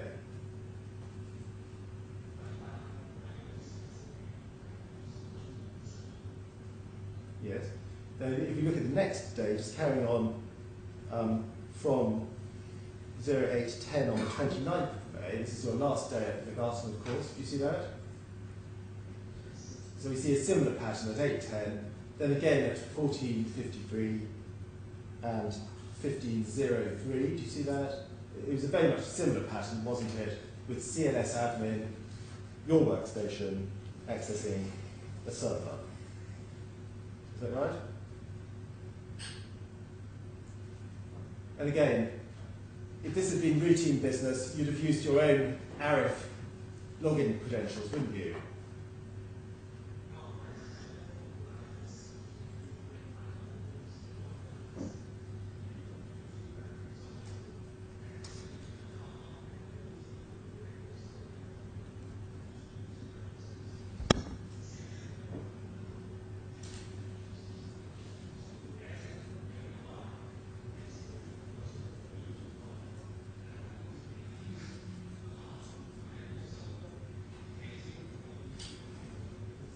And then please can we look at the next entry, which I think actually is out of time, it's not in chronological order in other words.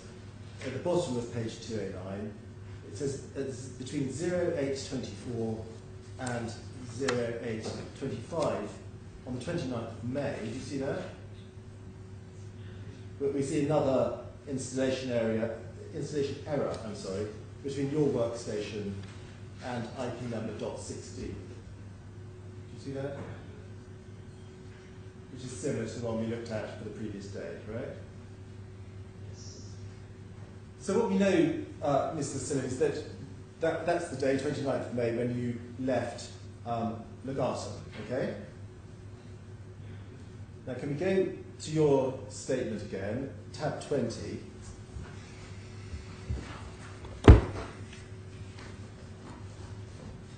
Page 116.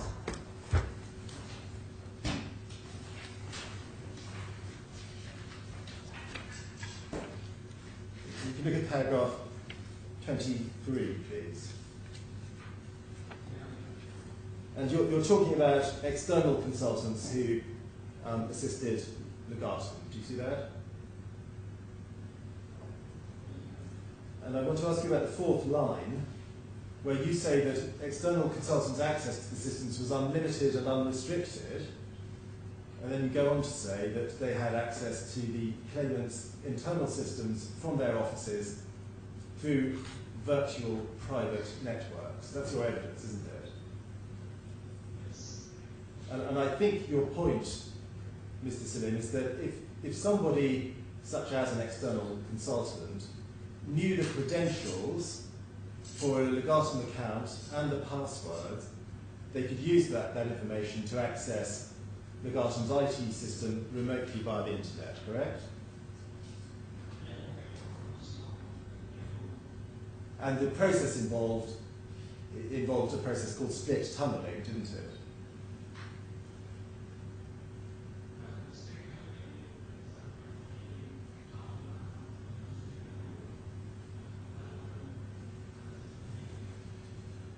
Now, taking the account CLS admin as an example, as long as that account was not suspended,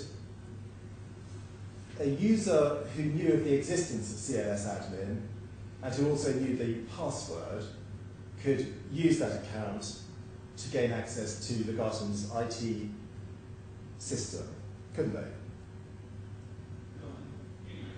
And they could do so remotely. They certainly could, Mr. Salim. Why do you say they couldn't?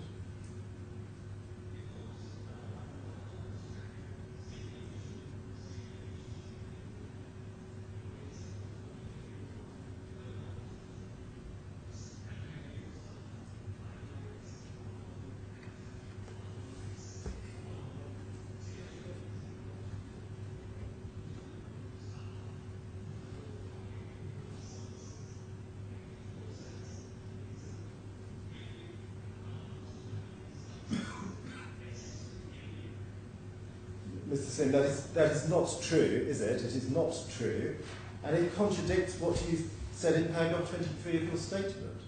So look back at 23, please.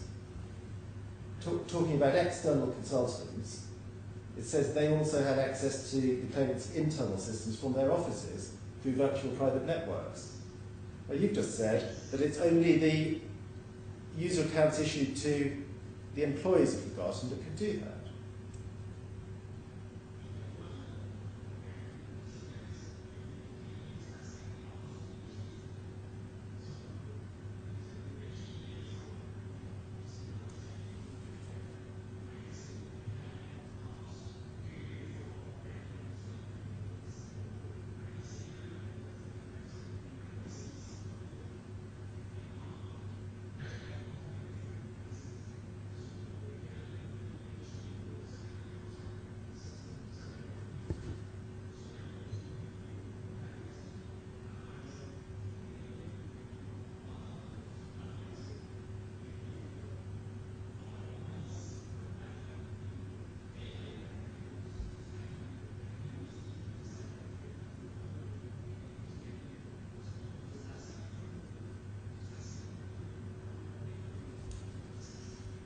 Mr. Zinn, it sounds to me as though you're making this up as you go along.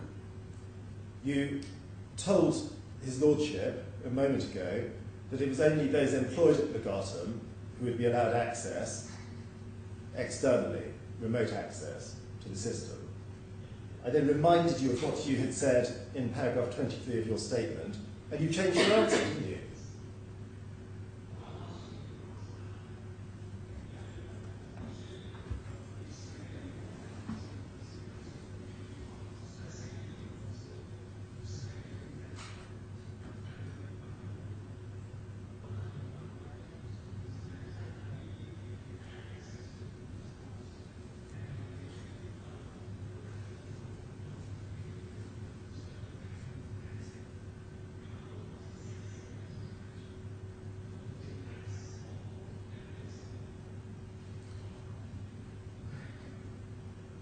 Paul Wright's evidence is that CLS admin could be used remotely via split tunnelling.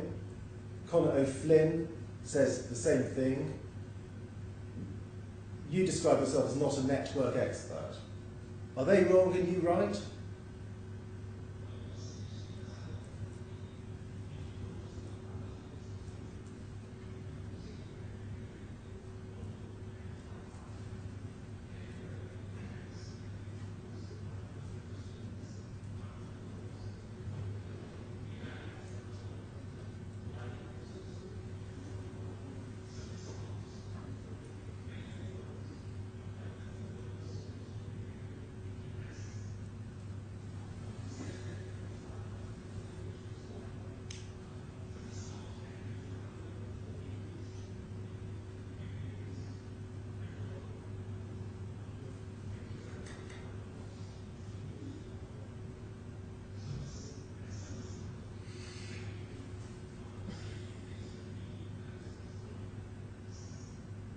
And it follows, does it, Mr. Slim, that Conor O'Flynn and Paul Wright are either mistaken or they're making it up?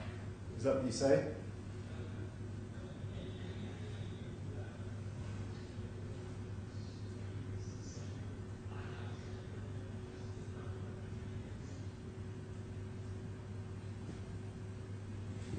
Now, I want to ask you something about what was on your workstation. Do you accept that you used software called Robocopy on your workstation to copy data to Ptolemy 1?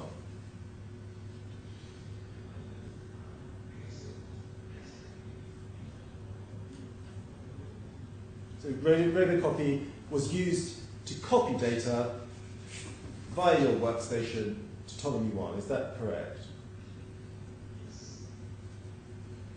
Now, I want to go to the interview on the 7th of August. That's bundle B1, please, tab 45.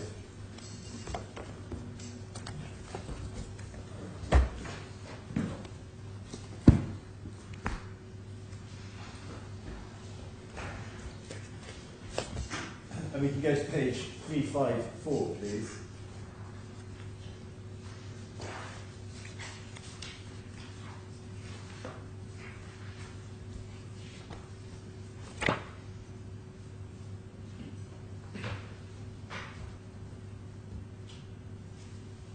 If you look near the bottom of the page, do you see what, go to the bottom below the hole punch.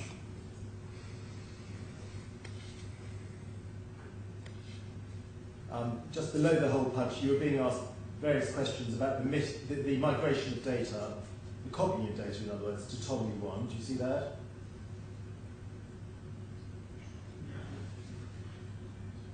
And so that was you talking, I'm so sorry. And then below it,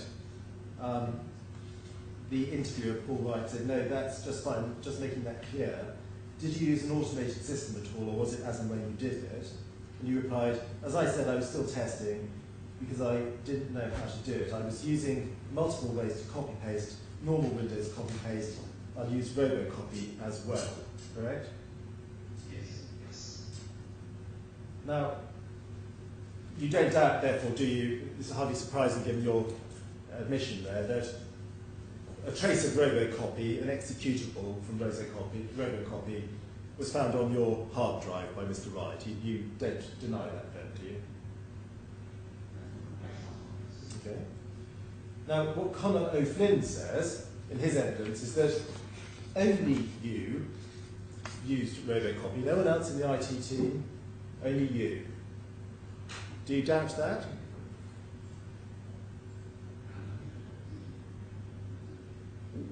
And the evidence of Mr. Wright is that he has checked the computers of all the other members of the IT team when you left, and Mr. Padder, and there's no evidence of the use of Robocopy on them. Again, I presume you don't dispute that he's right about that, do you?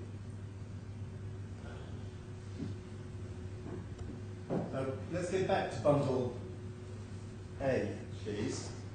Tab 23, page 210.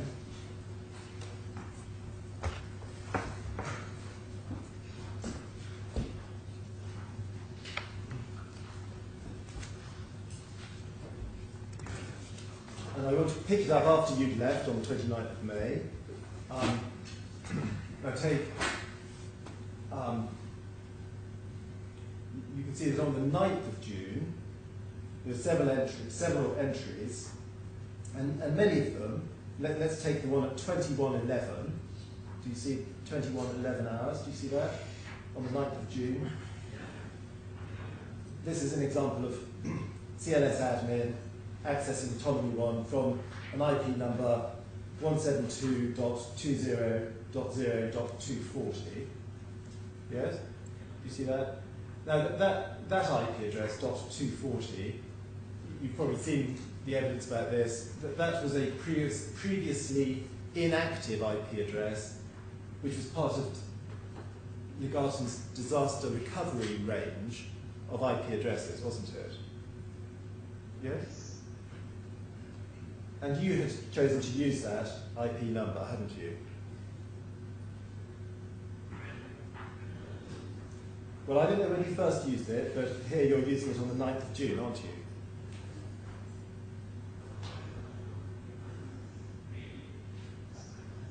Correct.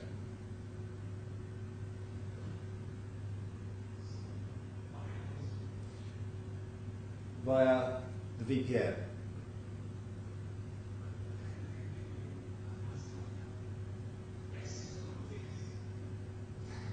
You needed access, didn't you, to CLS admin, and you needed to know the user password.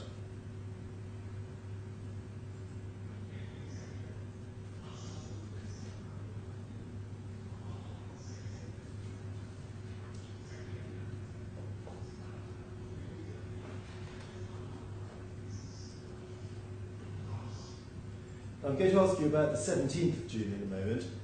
Do you know where you were on the 17th of June?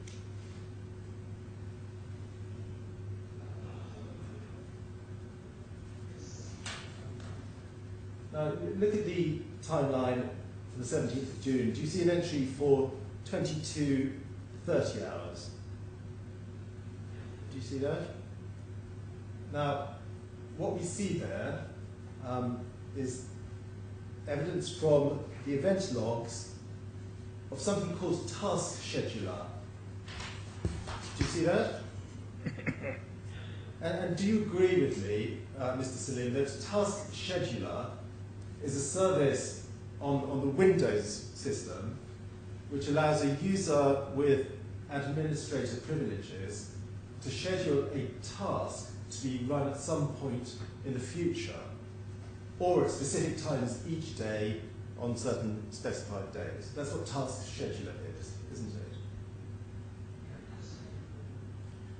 And so if we go back to the entry for 22:30 hours, what we see is that at that time, using task scheduler, the account CLS admin ran the software robocopy, copying documents to Ptolemy 1. Do you agree with that?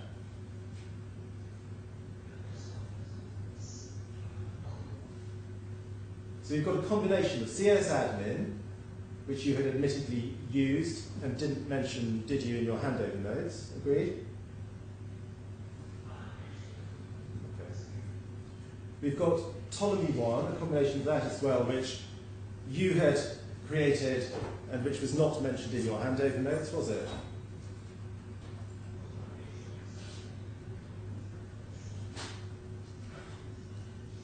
And we've got use of the software robocopy, which was on your hard drive but nobody else's workstation, correct? And what we know, and I think you've agreed with that, with this, is that at some point, and we don't know when, some point before 22:30 hours on the 17th of June, the service task scheduler had been used to run the robocopy software on that user account to copy documents to Ptolemy 1. That's what we know, isn't it? And if we just go, there are records for all of this, but I just want to go to one example. Go to page 233, please.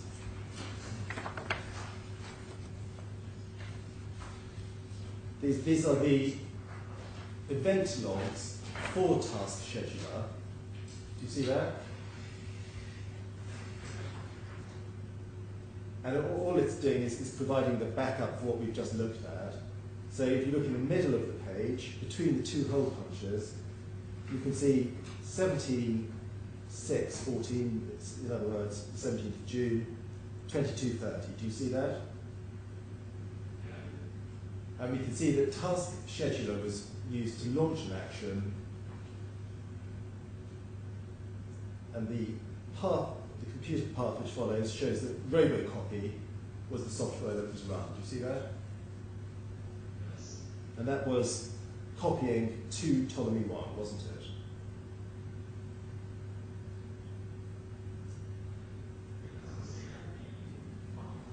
Well, these are the, no, it doesn't say it, but these are the task scheduler event logs for Ptolemy 1, okay?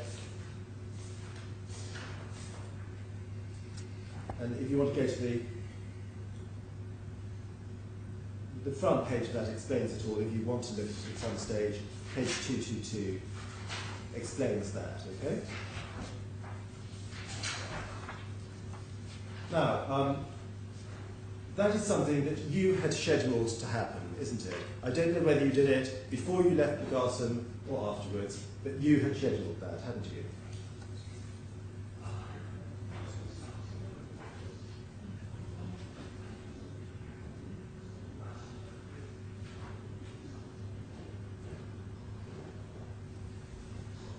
You were responsible for that copying on the 17th of June. Do you deny that? But please go back to the timeline at page 210.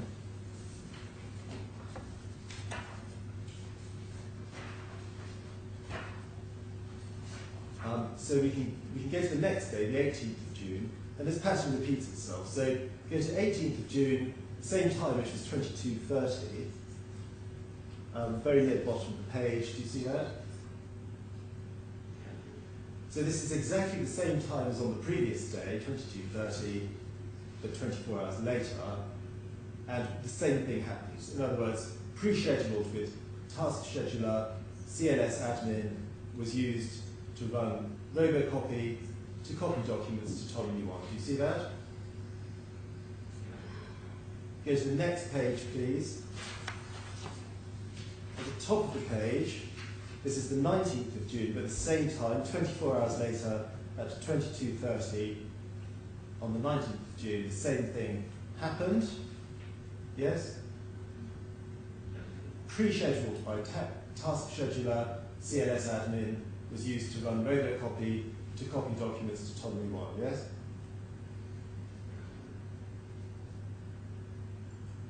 And if you go to the next entry, you can see that that copying, go to the entry at 02:44, I'm sorry, a few items down. Do you see that? 02:44 on the 21st of June.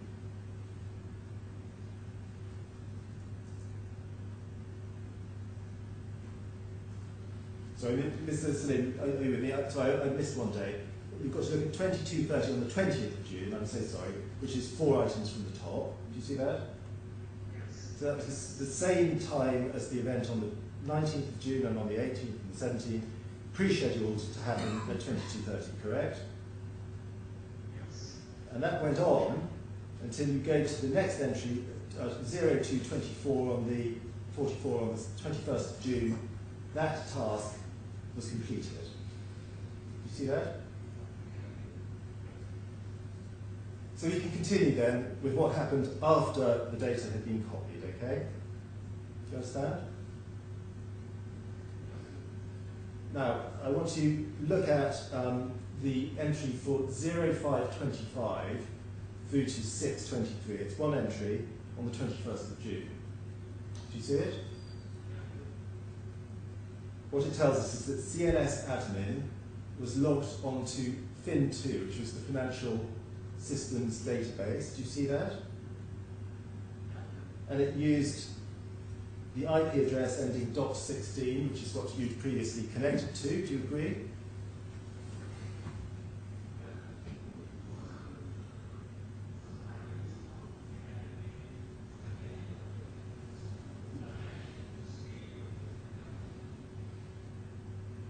But you tried to connect to it, hadn't you?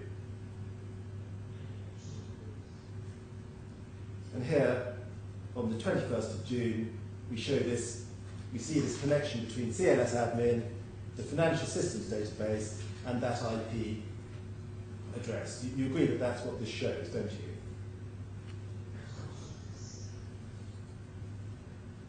And that was you, wasn't it, using the CLS admin account and via IP.16 logging on to FIN2. That was you, wasn't it?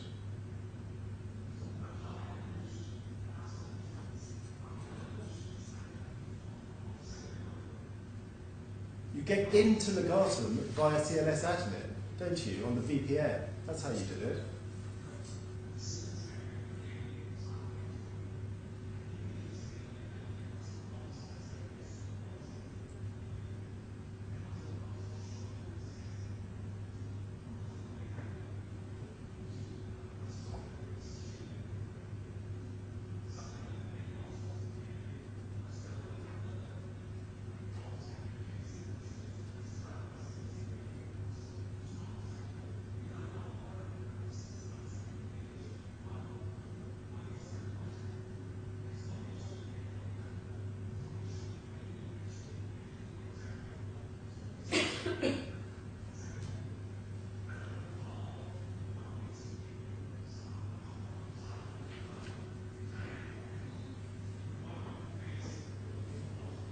Well, Mr. Salim, we've had the debate. We've had the debate, and I'm not going to go over it again about CLS admin and the ability to use that in that way. But as for VPN logs, Mr. Salim, you know, don't you, that they were destroyed in the attack. You know that, don't you?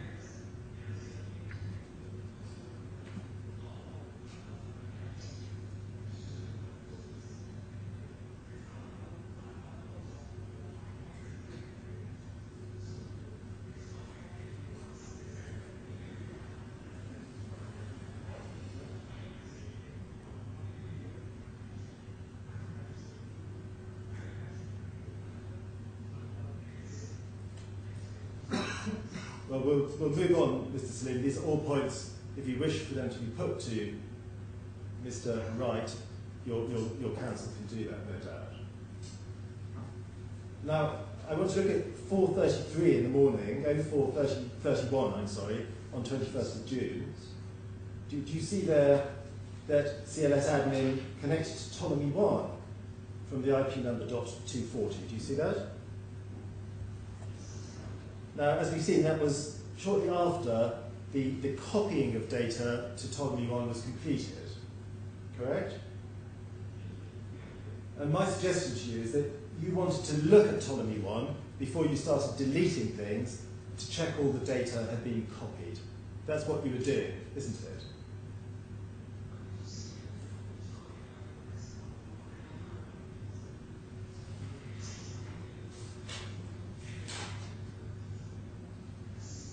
That's my point.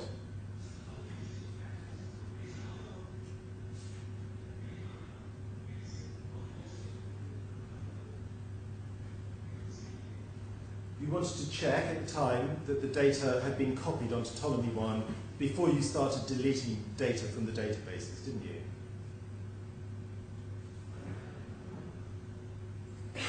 Then let's move on to 0514 on the 21st of June.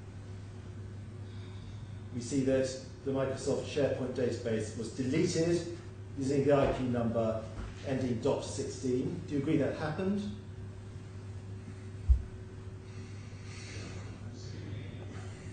And you did it, didn't you?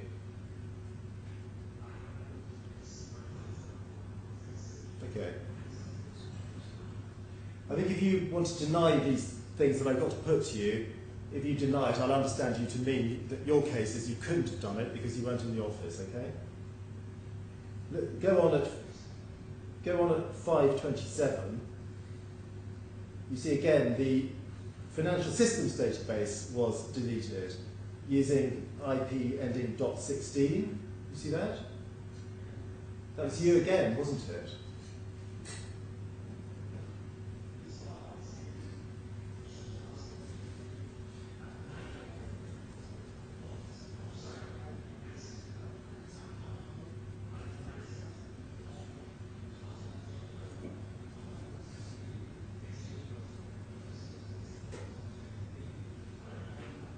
Okay.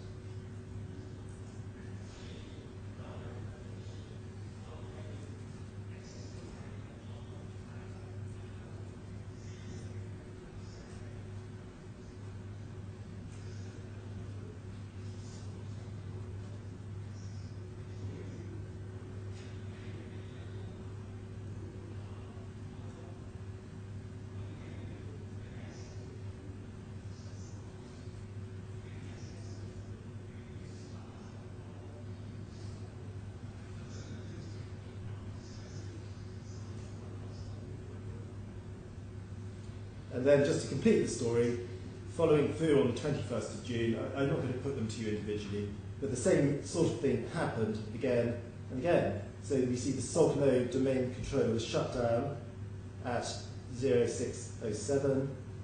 At 0615, beta domain controller was shut down by CLS admin using .16.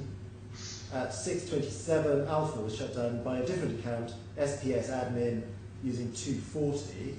Now, SPS admin, Mr. Salim, that was another account which you had not mentioned in your handover notes, had you?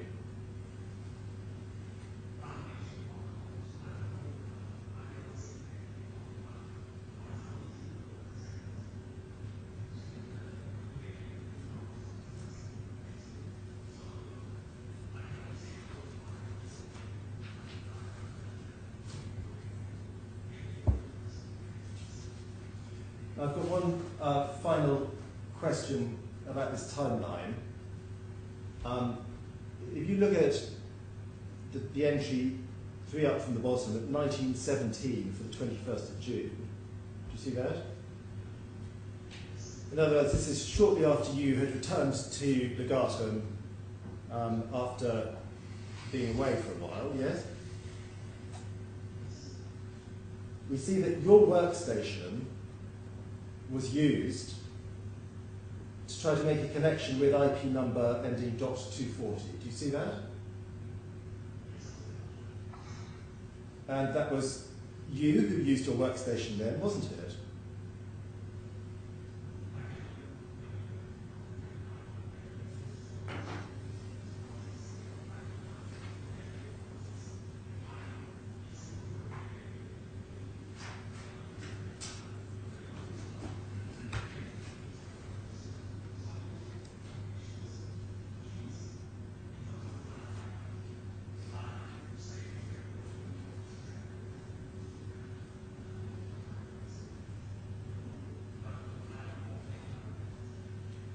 This is no coincidence, Mr. Salim. The forensic evidence shows that your workstation was not used between the 29th of May when you left and the time that we're looking at, 17 minutes past 7, on the 21st of June when you returned. You used it, didn't you? Let's be straightforward. You used your workstation, didn't you? Yes.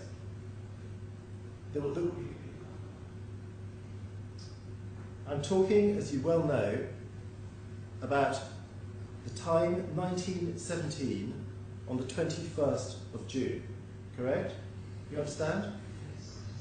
Your workstation had a code number DBX AMS1, okay? You understand? And that workstation was used and tried to make a connection number at that time to the IP number ending .240. And let's not be in any doubt about it, that was you who tried to do that, wasn't it? Yes or no?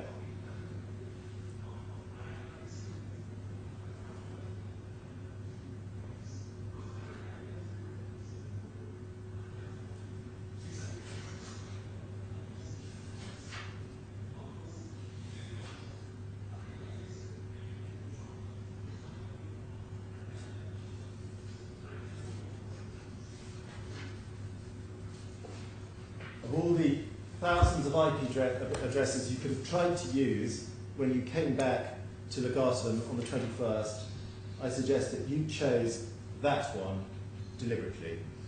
Do you deny that?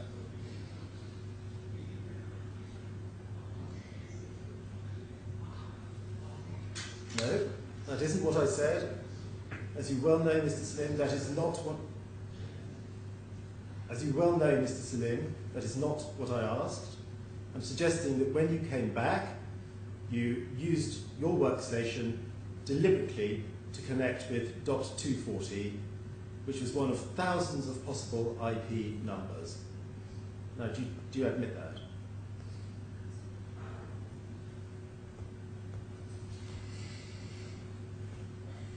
My lord, it's 5 to 1. I have maybe 20 minutes more questioning, not a huge amount, but yeah. I imagine we want to break. You would want to break. Yes, well, would you rather finish now and we resume at 1:55, or would you like to go on till 1 o'clock? It's up to you. My Lord, I'm about to move on to another topic. Yes. So if it's convenient, it would be Yeah. helpful to stop now and then maybe start a little bit early. Yeah. Yes, well, we'll adjourn until 5 to 2. The same instruction I gave you when we had a short break applies, please, Mr. Salim. You must not talk to anybody about the case or your evidence during this luncheon adjournment. And we shall resume Dubai time at 5 to 2. You understand? Thank you very much. 5 to 2. All rise.